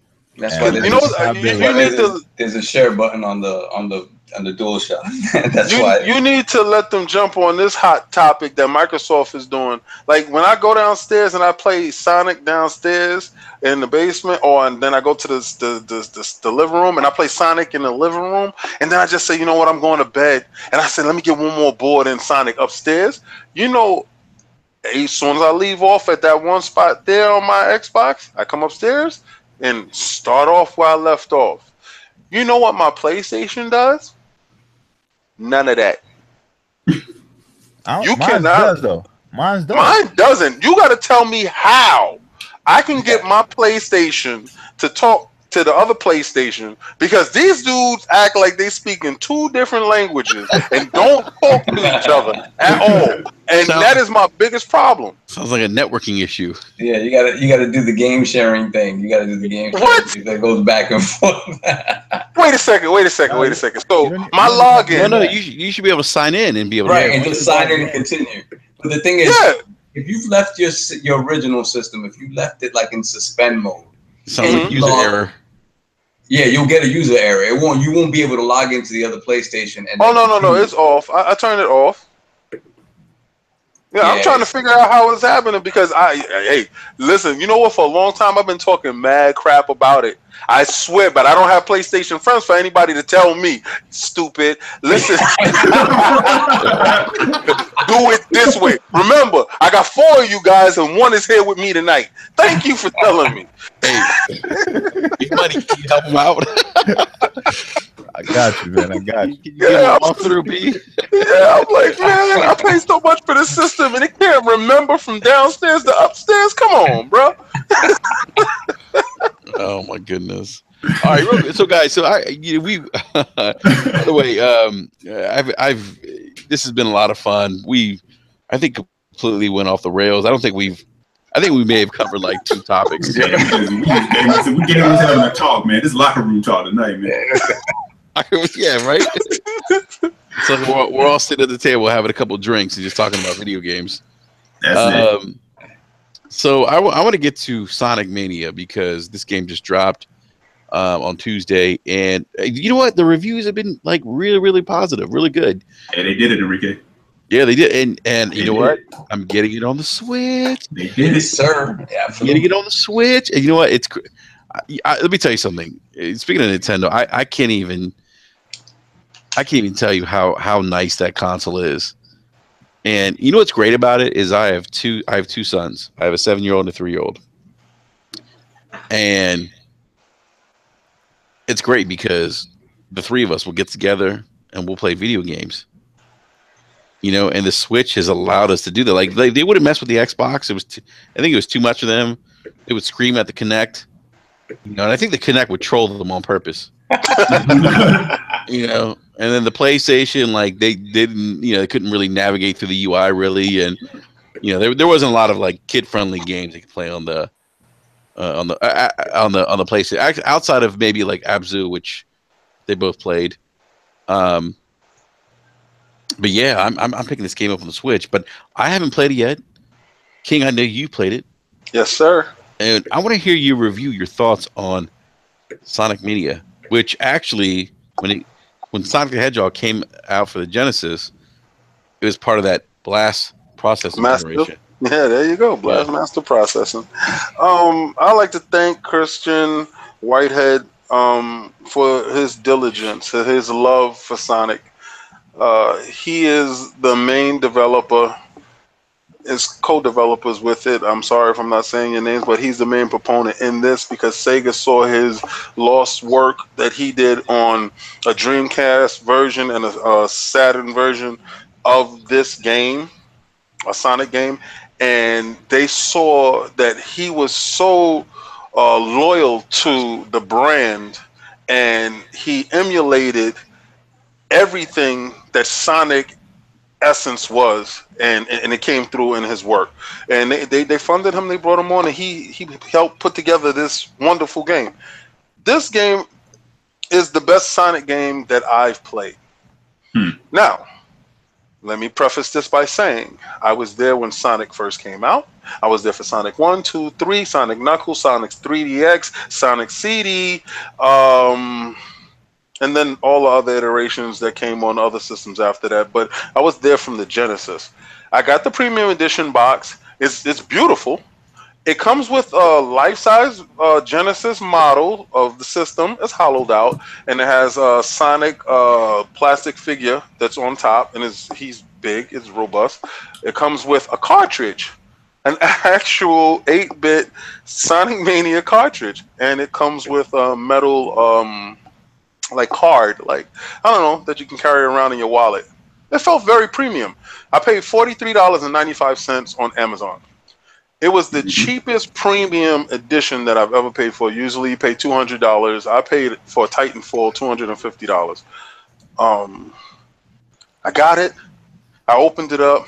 I started it up, and the download wasn't too hard. It was like 300 megabits. It has 4 screen modes. If anybody was ever around in the beginning when you have the U and V, connected in the back, remember that, guys? If you had that, then we switched to composite, and then S video, and there's the wonderful HDMI. Well, I have all of that for you. You can look at your game in any of those forms. The CRT looks beautiful. I actually played in CRT mode. It looks beautiful. I played in soft CRT mode. Takes me back to the. Can you explain to some of the viewers who might be newer gamers what CRT is? Cathode ray tubes. Cathode ray tubes television was television. I never made a television.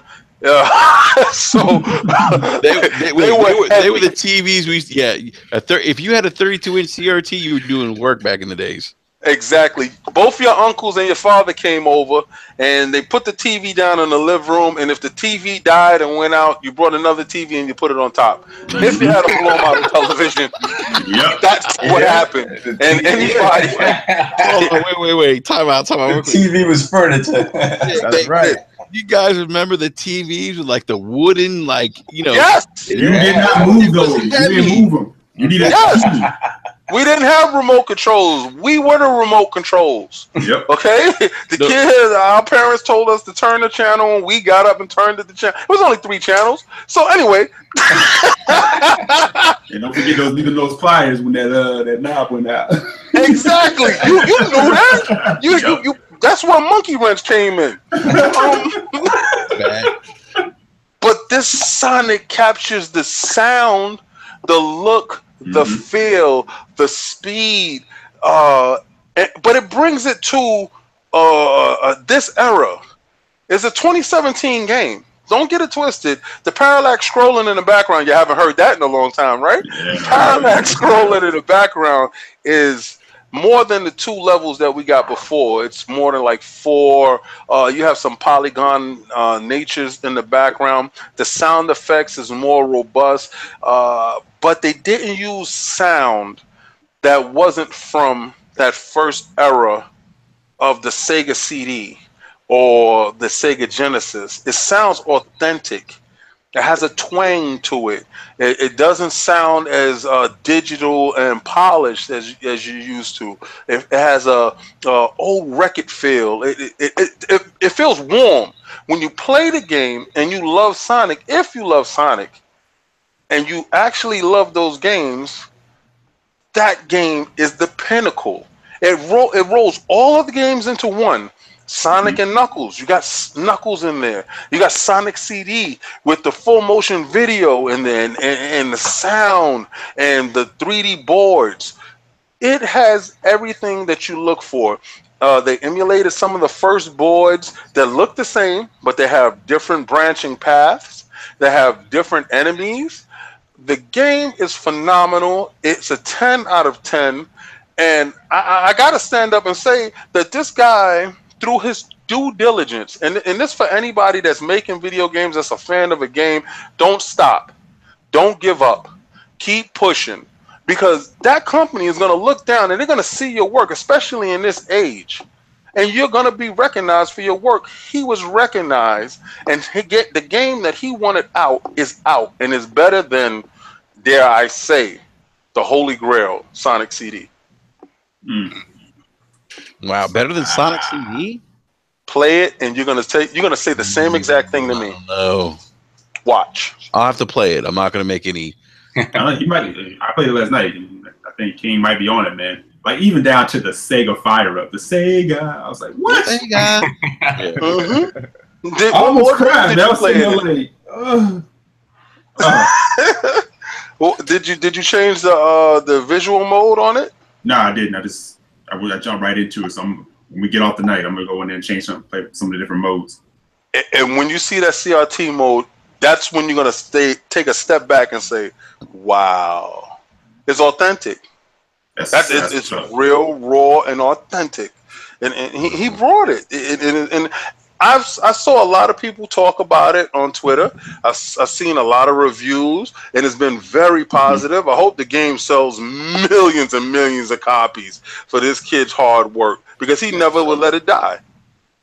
I bet you that's gonna become more of a thing with some of these like retro takes on games, because Nintendo Mini does CRT mode. Yeah. You know, it's just like a love letter. My children play the Mini now, and they lose their mind. I laugh at them. I laugh at them because they play regular Mario, and it's like, oh my gosh, so hard. I'm like, what board are you at? That's the fifth board. I'm like, man, call me when you get up to board 99 and game resets on you. Yeah. That was the worst, when the game would freeze up when you have to start all over again. Oh, and King, I want to go back and touch again on that collector's edition, because I got it too. That collector's edition is again a love letter to that character. They did it. They did the whole package right. Yes, they did the whole package right. When you open it up like the coffin. Yeah. Yo, I get a lot of premium edition stuff, man, and they did it right. Yeah, like. You got a Genesis, man. They put a Genesis in the box. They didn't have to do that. Could have gave you a little model of Sonic, gave you a card and a download of the game, and you was like, "Yo, premium edition." Yeah, right. Like, they brought it on a whole different level. Where this is what we expect Nintendo to do when they do premium editions in the US. Because I mean, Japan always gets the love, but over here we get the shaft.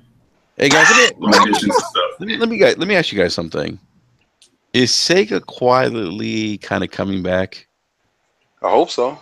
I mean, think about this. It's a good start. I mean, think about this. Think about this. Yakuza, right? Yakuza 0 came out this year. Yep. There's another Yakuza game coming out end of the month. They own Atlas. Atlas is dropping Persona 5. And now now we have the Sega game. And the other Sonic game comes in November, right? There's Sonic game, yeah. Well, lest you forget, Sega did say, I think it was last year, that we're sorry. And we're gonna make it up, and we're gonna start bringing it. Yeah, they did say that. And then people got disappointed when the first thing that came out of that was all that stuff for the phone stuff, and they were like, "This is it." He said, "We sorry, we're gonna make it up. Here's his phone app." Here you go, $1.99 in the App Store. Yeah, well, they knew they had. That wasn't the best way to lead at all. No, not at all, not at all. But They yeah, knew they had a ringer in Christian Whitehead, man. Phenomenal. I'm going to come at it from a different perspective, because honestly, I don't have that nostalgia for Sonic. I'm a Sega kid, through and through. I mean, Master System, Genesis. But by the time Sonic came out, you know, it was like 2 years into the life of the Genesis. I was like 13 years old. I was sort of over the platform, the mascot platformer. Like, if I was going to play a mascot platformer, it was going to be Mario, because I just felt it was tighter. And I tried to play the Sonic games, and I always felt they were sort of looser. It just, the platforming didn't seem as tight. And at that point in time, if I was going to play something in that vein, it was going to be something like a Metroid or a Castlevania, or again, like a Mario. But honestly, and my brother Lord Kaibatsu knows, like, he loved those games. But at that point, you know, he was like 8 years old, so he was perfect. Like, he just, and he absorbed it completely. He just, I mean, he destroyed those games. He's always been much better at games than I am, and he just kind of, he's a savant for this stuff, and he loved all those games. So for me, what's weird now is that, like, in my old age, I don't like, I have far less time to play games, but I'm far more willing to try stuff, and especially something that I know that I didn't really give a chance to back in the day. So my intention wasn't to buy Sonic Mania, and then when I saw it on the eShop and I saw it was $20, I said, wait a minute. I thought, I was assuming it was going to be a $40-some-odd game or whatnot. When I saw $20, I said, you know what? I'm taking the dive no matter what. I'm gonna have Sonic on the go on my Switch. Hey, Sovereign, Lord Cognito says he's gonna pull your Sega card. Yeah, no, wait. But Lord Cognito knows by that time, like, we were, like, for me, like Strider, Golden Axe, those are the things I gravitated to on the Genesis. Like, by that time, honestly, the only character platformers I played, like mascot platformers I played on the Genesis, I was a big Castle of Illusion fan. That was like a... You didn't like Bubsy? Nah, man, you keep Bubsy. Like Bubsy the Bobcat? Yeah, I played like Vector Man, the Castlevania that was on the Genesis. Whatchamacallit, what the heck was it? What the heck was I talking about specifically? So yeah, I mean, definitely not Sonic. I just thought I was too old for that. But then, like, I turned it on the other day when it launched, and I said, you know, I'm gonna give it 100% shot. I'm just gonna play it and see how I feel about it. I have to be honest, man. Like, I didn't realize how, and again, these are kind of remixed. These are not the original. There's different things to it, but what they've done in terms of like how you utilize Tails and how you can use him to get to different parts of the stage. The fact that the stages are so multi-tiered is something that I didn't realize back in the day, where even in Green Hill Zone, like, you're moving left to right, but you know, every screen has like 4 levels that you can traverse, and you know, there are rings on every level. And I'm like, wow, I didn't realize this, and I didn't realize, you know, the different sort of power-ups that you get to be able, like, to kind of zip through things faster. You know, the invincibility stuff, the fact that you can grab onto Tails and Tails will take you higher, stuff like that. Honestly, I was just kind of blown away by it. I was like, really? I didn't like this back in the day. Yeah, again, maybe it's my impatience as a young kid. You just don't have patience for certain things. And then to get like to the Chaos Emerald stages, and something that my brother Lord Kaibatsu mentioned, it's a big difference to play those things in 60 frames per second instead of the choppiness that you got back when you're moving. Yeah, like you actually have a chance to get through it. And back in the day, I used to watch him do it, and he would knock it out no problem. Me, forget it. I'd get like 2 or 3, and then you know, I'd run into a red one, and that'd be that. I'd never get a Chaos Emerald. So I have to say, man, like, I have to say that it's fantastic that they made this love letter to Sonic. And I hope it means good things for the franchise moving forward. I hope this 3D Sonic takes a lot of the good things that 3D Sonic has done in the past. That's one thing. I did play like Sonic Adventure 1 and 2. I wasn't too fond on 2, but definitely 1, at the launch of the Dreamcast. And it didn't do everything right, but I think there's certain things that it did in the 3D space that absolutely can be moved forward. So I'm excited for what they do with Sonic moving forward, man. Like they're definitely back. They're definitely back, and they have a new old fan in me. So you got a friend in me. Yes, sir. like kind of like the retro craze, or like indie games, the retro craze. I mean, this is an opportunity for Sega to come back and kind of dip into their history of games that came out. I mean, for those who didn't really grow up playing Sega games, Sega put out some really good franchises. You go back to, you guys remember Phantasy Star? Oh man, yes. Phantasy Star Online, Skies of Arcadia. I mean, yes, really good game. We know about Shenmue 3 is coming out. Sega is a pedigree. Sega has that pedigree.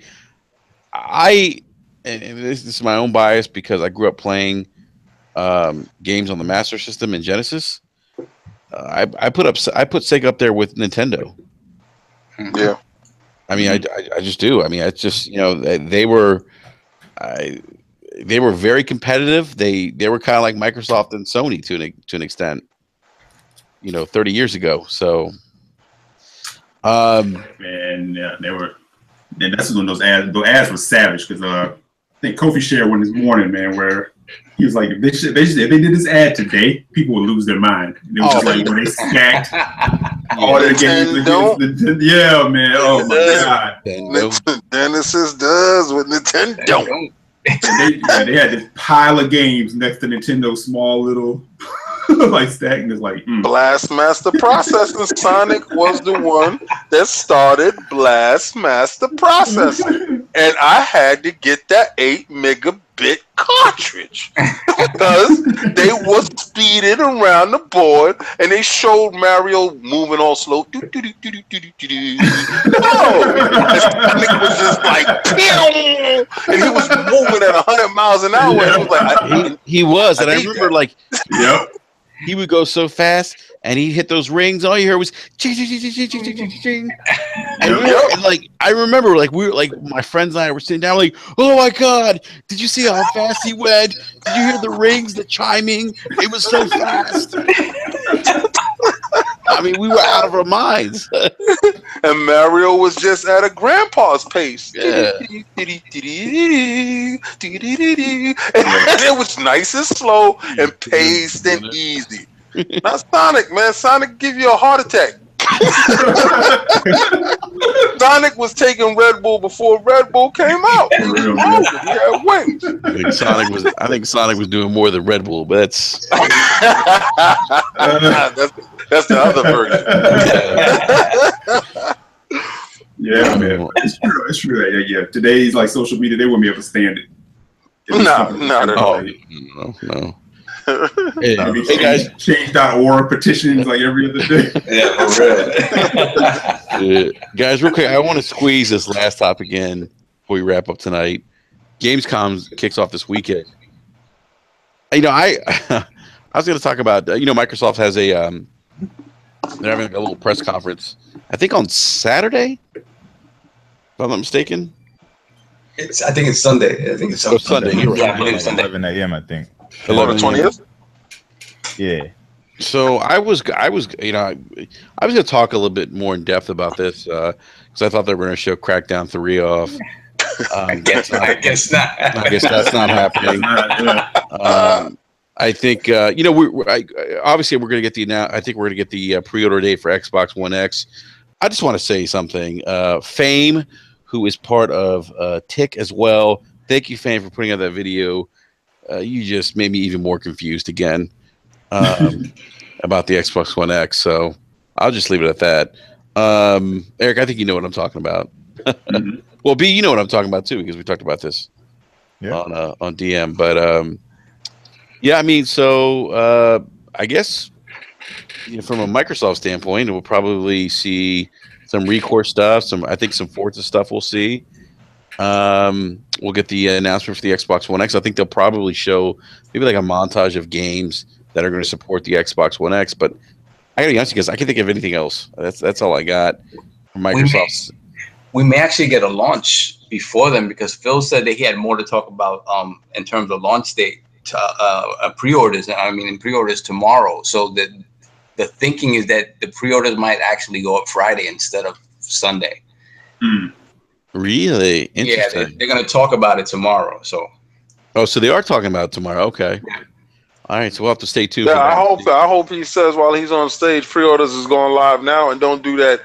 Friday pre-orders that go up, and they have a log jam over at every place else. Don't do that, Phil. Don't do that. This is not games. Xbox Game Fan. Don't do that, Phil. And everybody log in and crash the site. Stop that, Phil. Oh my God. All right. Phil, we know you're listening to the podcast. If you're listening, listen to Iron Lord King, please. Listen to what he says. Just be spontaneous and let everybody go crazy at one time. Don't give them a date and we all lining up in front of GameStop looking like fools. Yeah. So GameStop don't want that either. Let me ask you guys: is there any particular announcement or game that you're looking forward to see maybe at Gamescom? Recore Definitive Edition, and they said they're gonna do it, and I'm happy. Yeah, probably gonna be free. That's even better. Let me ask you guys. I mean, for people who bought it, not for me. I paid for it. For people who already bought it, should that be a free update? Probably gonna be. Yeah, absolutely. Yeah, exactly. Yeah. Is it 4K? I think it's gonna be free. Yeah. Yeah. 4K extra robots. Oh man, I can't wait. A complete game. I just want to know what their major push is going to be now, since Crackdown is kind of away from the launch of the Xbox One X. Yeah, that's true. You know what I mean? So what their major push is going to be, if they're going to really take on PUBG and make that the big launch title. Ooh, I think awesome. You know what, B? I think we're going to see PUBG there. I think they're probably going to. I think for them that's going to be the big launch title for Xbox One X. I mean, I think it makes sense. We talked about this last week on BRAP. It really ties into, that games as a service model, takes advantage of Xbox Live, and takes advantage of the power of the Xbox One X. I mean, that game, from what I understand, is a little taxing on PC. They are running it at. Are they running it at a locked 30 frames per second on Xbox One X right now? It was like between 30 and 45 frames per second. Yeah. On 100-man servers. So I'm assuming that they're just going to lock it down to 30. But yeah, I mean, it would be a coup for them to do that, especially with Crackdown being pushed into next year, for them to be able to throw PUBG on there. I know Lord King does not want that to happen. But No. I want it to happen. I want them to launch the game full. Well, it won't be full. I mean, you don't want the preview program? No preview. Yeah, there we go. That's my man, B Buddy. Tell him, B Buddy. Tell him where we at with this bet. Not that you ain't on this bet, but there's other people that's on this bet, and I got to win, baby. So he just can't see that. He can't see that label above the game. That's I just don't want it in the preview program. I want a full release of the game. You might be disappointed. Yeah. I guess my disappointment will end with me buying a game for two people. But I'd like you to utilize that new gifting feature on the Xbox with a nice little bow. I'd appreciate that. Thank you. No. You're going to have to come pick up your money, sir. That's too funny. That's why you bet with King, because his willingness to die on that hill. Oh, he will die on that hill. Yeah, we're actually thinking about we're going to try to get Marcel Hatam on, who's been on the podcast before. Marcel's actually at Ubisoft now in Europe. So yeah, he's going to be at I think he's going to be at Gamescom. But I was talking to him a couple weeks ago. He's going to see if he can come on and maybe drop some nuggets Ubisoft related. He's not sure yet, though. He's got to get, obviously, permission for certain things. So we've had him on before when he was at Crytek. So, yeah, we may have him on next week. So just kind of keep an eye for that.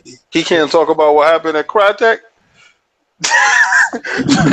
I want to know what's going on. Last time we had him on, he didn't really say anything.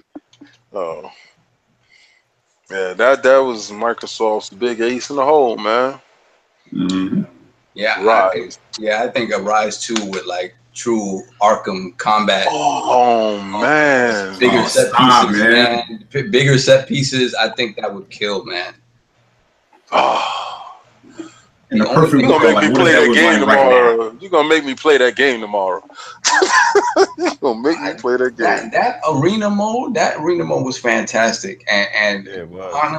honestly, the QTE stuff, I mean, I know they dumbed it down before the game came out. It was far worse. But it got a little repetitive, but it was still really fun, man. And the story, the setting, the characters, the main character. Still one of the best looking games this generation. Yep, and it goes back to, I understand, like, Crytek's situation didn't allow for that to continue, but it just goes back to, Microsoft. Like, that's one of those things where, to me, you do everything in your power to acquire that license, and then you run with it, and that's your third person action game. Yeah. We need to be on the board of Microsoft. For real. So, yeah, we gotta talk to Phil. I don't want that. I don't want that responsibility. I do, man. I do with such a passion. I will Damon Dash the whole thing.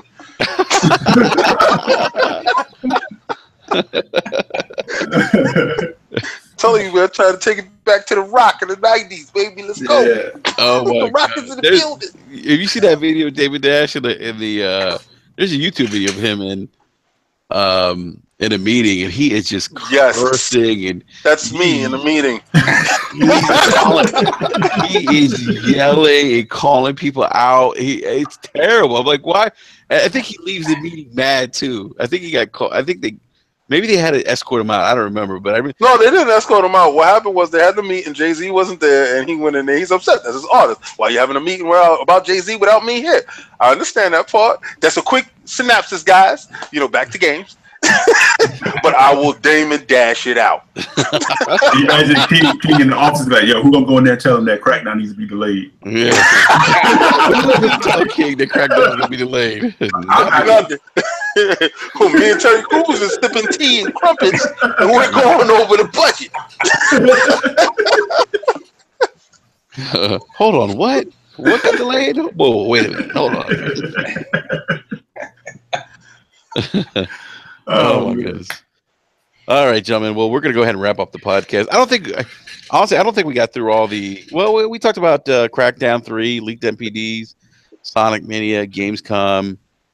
So I think we got through most of the topics for the evening. But I think we just saved Microsoft tonight.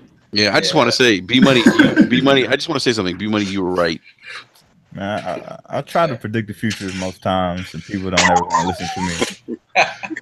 But I'm usually right, man. Just Nostradamus, B Money. Go back and tape, man. Go back and roll the tape, man.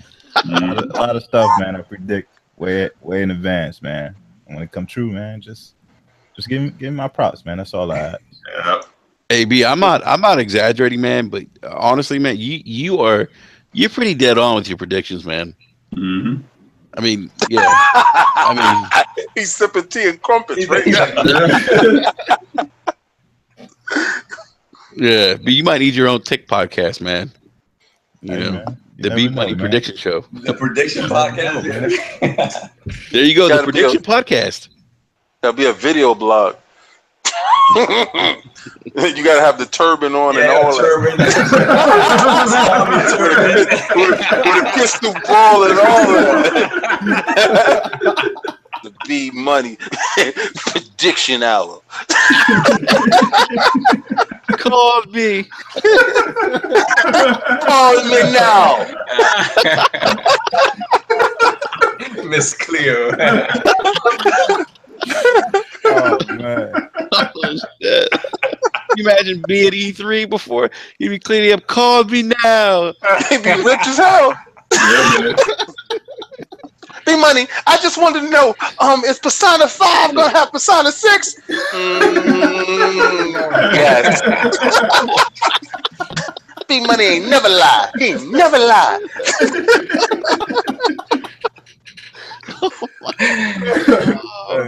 Oh my god, I'm in tears right now. That's hilarious.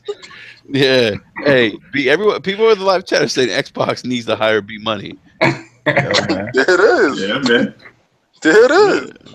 All I'm saying is go back and roll the tape, man. I'm usually right 98% of the time, man. So. All right, because you got a sauce. Yeah. Hey, B, you know, we gotta get Cal back on the show, man.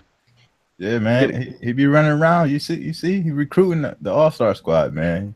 I know. He's putting in that work, so like Pat Riley, just recruiting everyone. yeah, It man. is. Yeah, Cal, they're putting that super friends together, man. Yeah, when you guys came on, you're like, oh yeah, Tick. I'm like, what?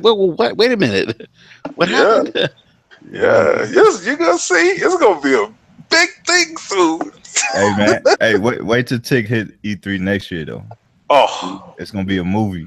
look for the Ferrari. Look for the Ferrari in the front of the convention center. I gotta tell you. And see, okay, now remember, y'all laughing now, right? Look for the Ferrari in front of the convention center where the free hats and the shirts is going out for the Iron Lord podcast. Oh, it's gonna go down. Trust me when I tell you. Oh my goodness. Movie, man. Y'all stay tuned, man. People in the live chat are saying that Justice League is coming together. Yes, sir. All Yes, right. sir. I'm not Superman because he dies. When you Hey, guys, it's probably the first time in history of people like, I got Aquaman. I know, right? you know, Back in the day, you were like, man, why I gotta be Aquaman? Because he don't drown. you know, someone's like, I want to be Wonder Woman. Oh, no. Hey, Anchorman probably be Wonder Woman, man. He rocked them W's heavy, man. Shots fired. Oh, Anchor the live chat. Anchor, apparently you want to be Wonder Woman? Hey, man, he got no problems, man. Anchor's like, I want that lasso. Okay. I'm done. Oh my goodness. I feel like this is like a Tick podcast. We got B Money and two Iron Lords here. That's Basically, that's We basically yeah. the invasion. Right, man. Hey, B Money, how many podcasts do you guys have now? Hey, man, it's something every day. Something every day, man. Seriously, I Going can't into the network, man. It's something every day now. Got something every day. So You guys, seriously, you guys are literally a network. When you guys say you're a network, like you guys are really a network. that's right, man. We got Yeah. something for everybody, man. PlayStation, Nintendo, Iron Lord Podcast is there, Tick Podcast is there, Double XP is there. You know what I mean? We everywhere. We got the boys on Monday. You know what I mean? Doing their thing, Anchorman and his squad. So we everywhere. Yeah. Yeah. By the way, speaking of Tick, guess who's going to join us next week? Who's that? Fame. Oh, Fame's in the building. Shout out to Fame, man. That's my Lawbreakers brother right there, man. We get busy on Lawbreakers, man.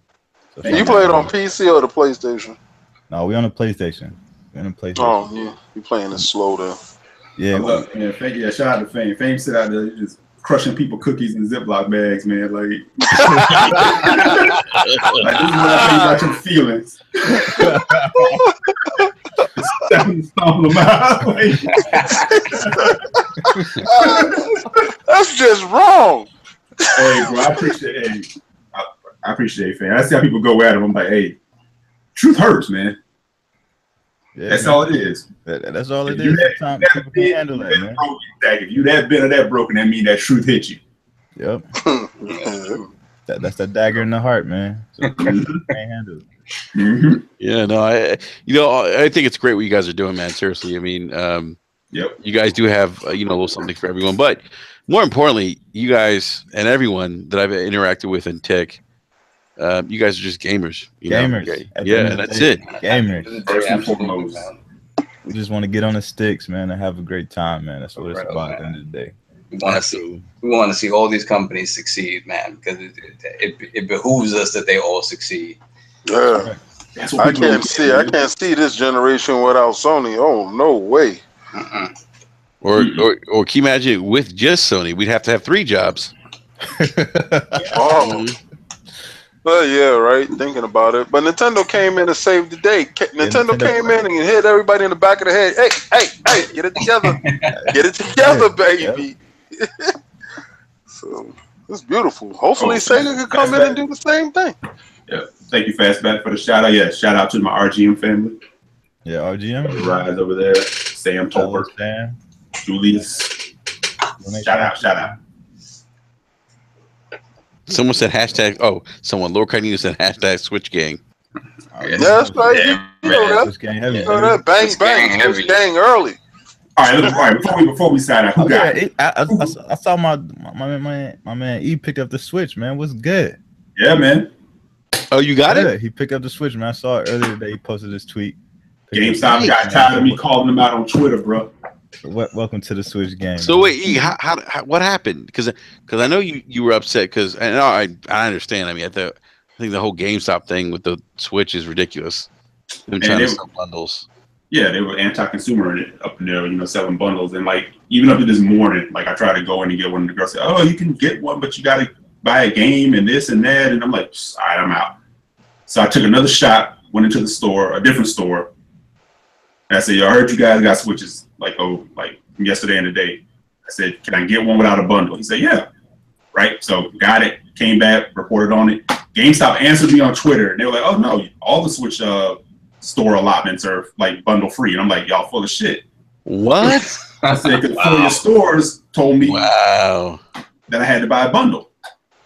So then they got back at me. They said, "Well, report to GameStop listens or something like that." I'm like, "Nah, okay." I said, "Will do," but I ain't doing that. I said, "Look, one of your clerks fought the power and hooked me up, and that's all that matters." Wait, Lord Cognito said, Eric, give me your social security number. I mean your friend code.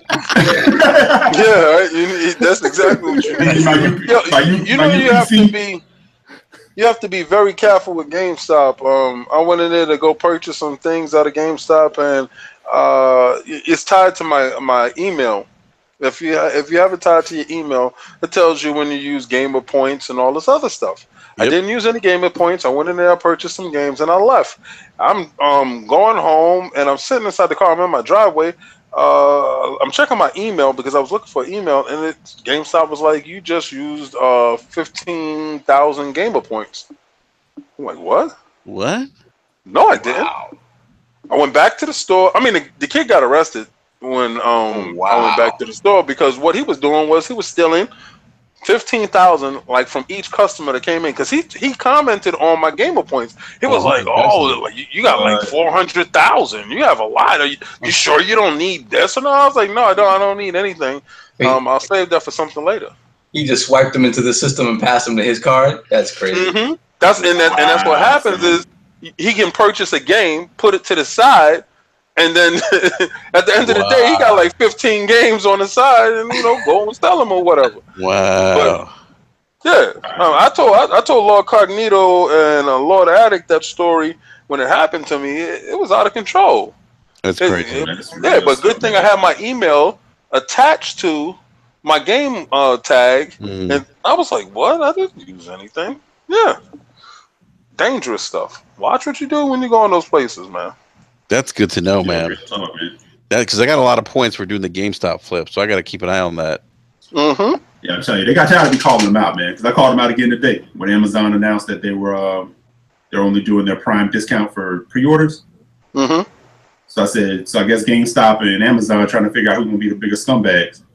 Wow. I added at them. I put the ad on. I said, "Hey." Well, I mess with Amazon though. I mess with Amazon. So you mean they're eliminating that 2-week leeway they give you after the game launches? Wow. Best Buy will always be king. Yep, it only applies to pre-orders now, bro. Doing something wrong, man. Yeah, Gamers Club. If you're still into physical media, Gamers Club, you really can't beat that, man. You can't. No, not at all. Not at all. Which is why I didn't want to mess with those bundles. It's like, why are you gonna force me to get a bundle when I'm going right over to GameStop? Hey guys, real quick, I just want to say something regarding Sony. Shuei Yoshida tweeted out today a Rolling Stone article about Media Molecule's new game that's coming out. Dreams, yes. That's still a thing, huh? It is still a thing, and it's in Rolling Stone magazine. Are you serious? Wow. What did we talk about earlier? Didn't we just talk about this? Sony don't give up, man. Mindshare. Even though we don't know what that game is. Yep. It's still rolling with it. It could be 10 years down the line and you'll get it.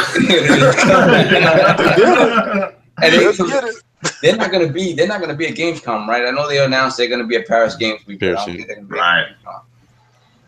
I'm assuming probably the next time we see that game too. Yep, probably. Yep. We'll see that game when Black Panther comes out. You know what's that's funny. You know what's interesting? Sony. I mean, so we talked about Sony and Microsoft earlier, and you know how Sony kind of gives these games a second chance.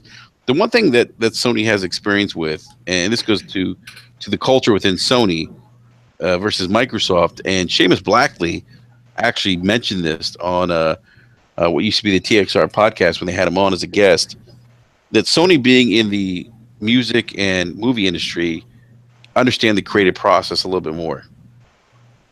You know, and so they're willing to take risk. They understand the creative development process. You just can't really rush things for the sake of meeting deadlines or appeasing investors. And they get that better than Microsoft does. And this is pretty much, and this was coming from the founder of the Xbox. Interesting. Yeah, I think you hit it right on the nose with that. I think PlayStation generally has a lot more autonomy within Sony than Xbox has within Microsoft. I think Microsoft, the hand is always on Microsoft from up above, like, and that speaks to a lot of the decisions that happen and the things that we see down the pipeline. Like, I think they give, you know, Sony execs a lot more leeway in kind of managing their business, especially as successful as they've been. They have no reason to start to interfere. But that's the difference. The Microsoft, the Xbox was losing money, their division is losing money, and the PlayStation division is making money. So it's very easy to have patience when you're making money, opposed to when you're bleeding out on the floor. And you're like, you got to wrap that up, brother. You're killing everybody in the room.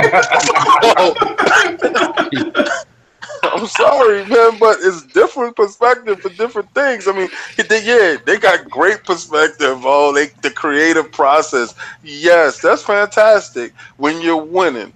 And they were winning for a while. They won with the PlayStation 1. They won with the PlayStation 2. PlayStation 3, not so much there.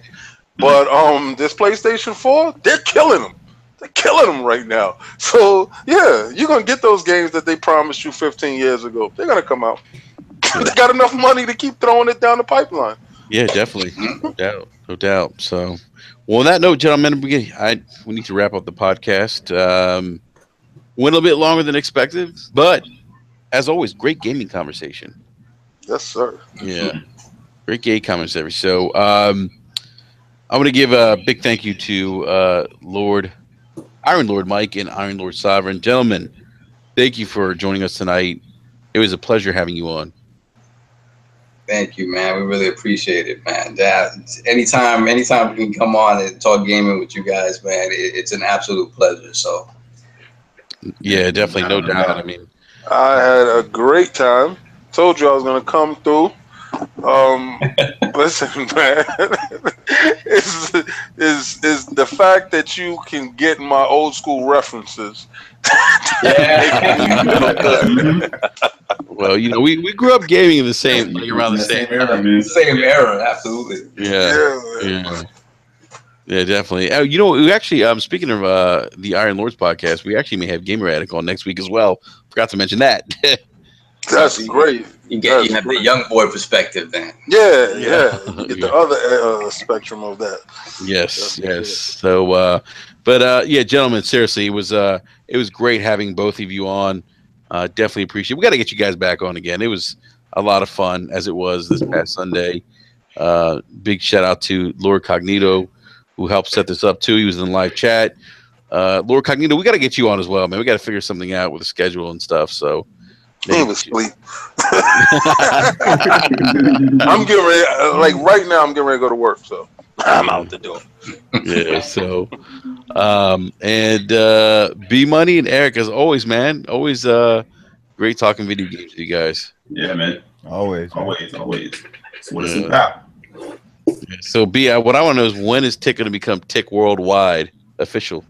Oh, it's Prestige, coming, man. like Prestige Worldwide. Yeah, like Prestige coming, man. Worldwide. Just you wait, man. It's coming. Stay tuned. Yeah, I can't wait to see what you guys getting ready to lay down. You know, the whole Tick network. Yeah, that's great, man. That's good. Yeah, that's great. You guys added another great podcast. Seriously, and anyone listening, if you haven't checked out the Iron Lords, I'm going to say it again. Check them out. Their link is in the description below. Definitely check these guys out. Great gamers, great group of guys. They've been doing this for a long time in terms of gaming. So definitely check these guys out.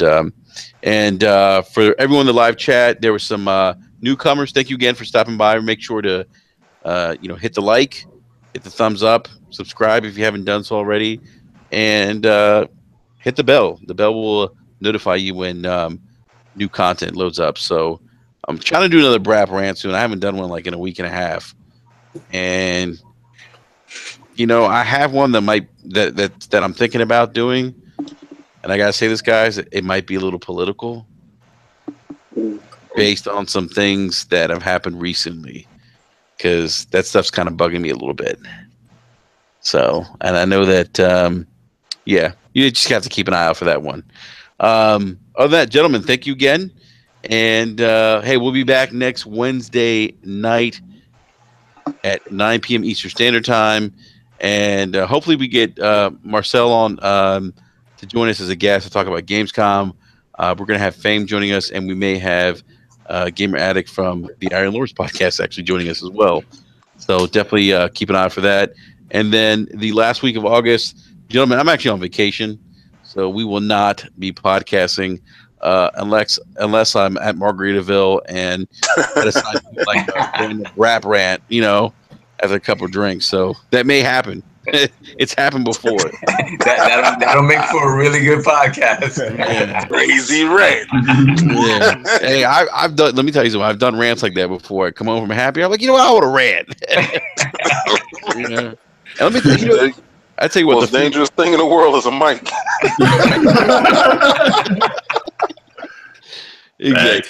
Exactly. The feedback on the rants have been great. I got to do another one. They really have. I've gotten people who've DM'd me who've said, "Hey, I like the rant you did. Keep doing them."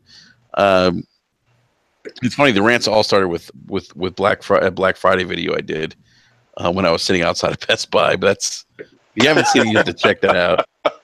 So, all right, everyone. Thank you again. Big shout out to everyone again in the live chat, and we will see you guys next Wednesday, 9 p.m. Eastern Standard Time. Until then, have a great rest of the week. Enjoy gaming. Go pick up Sonic Mania. And we're out. Peace.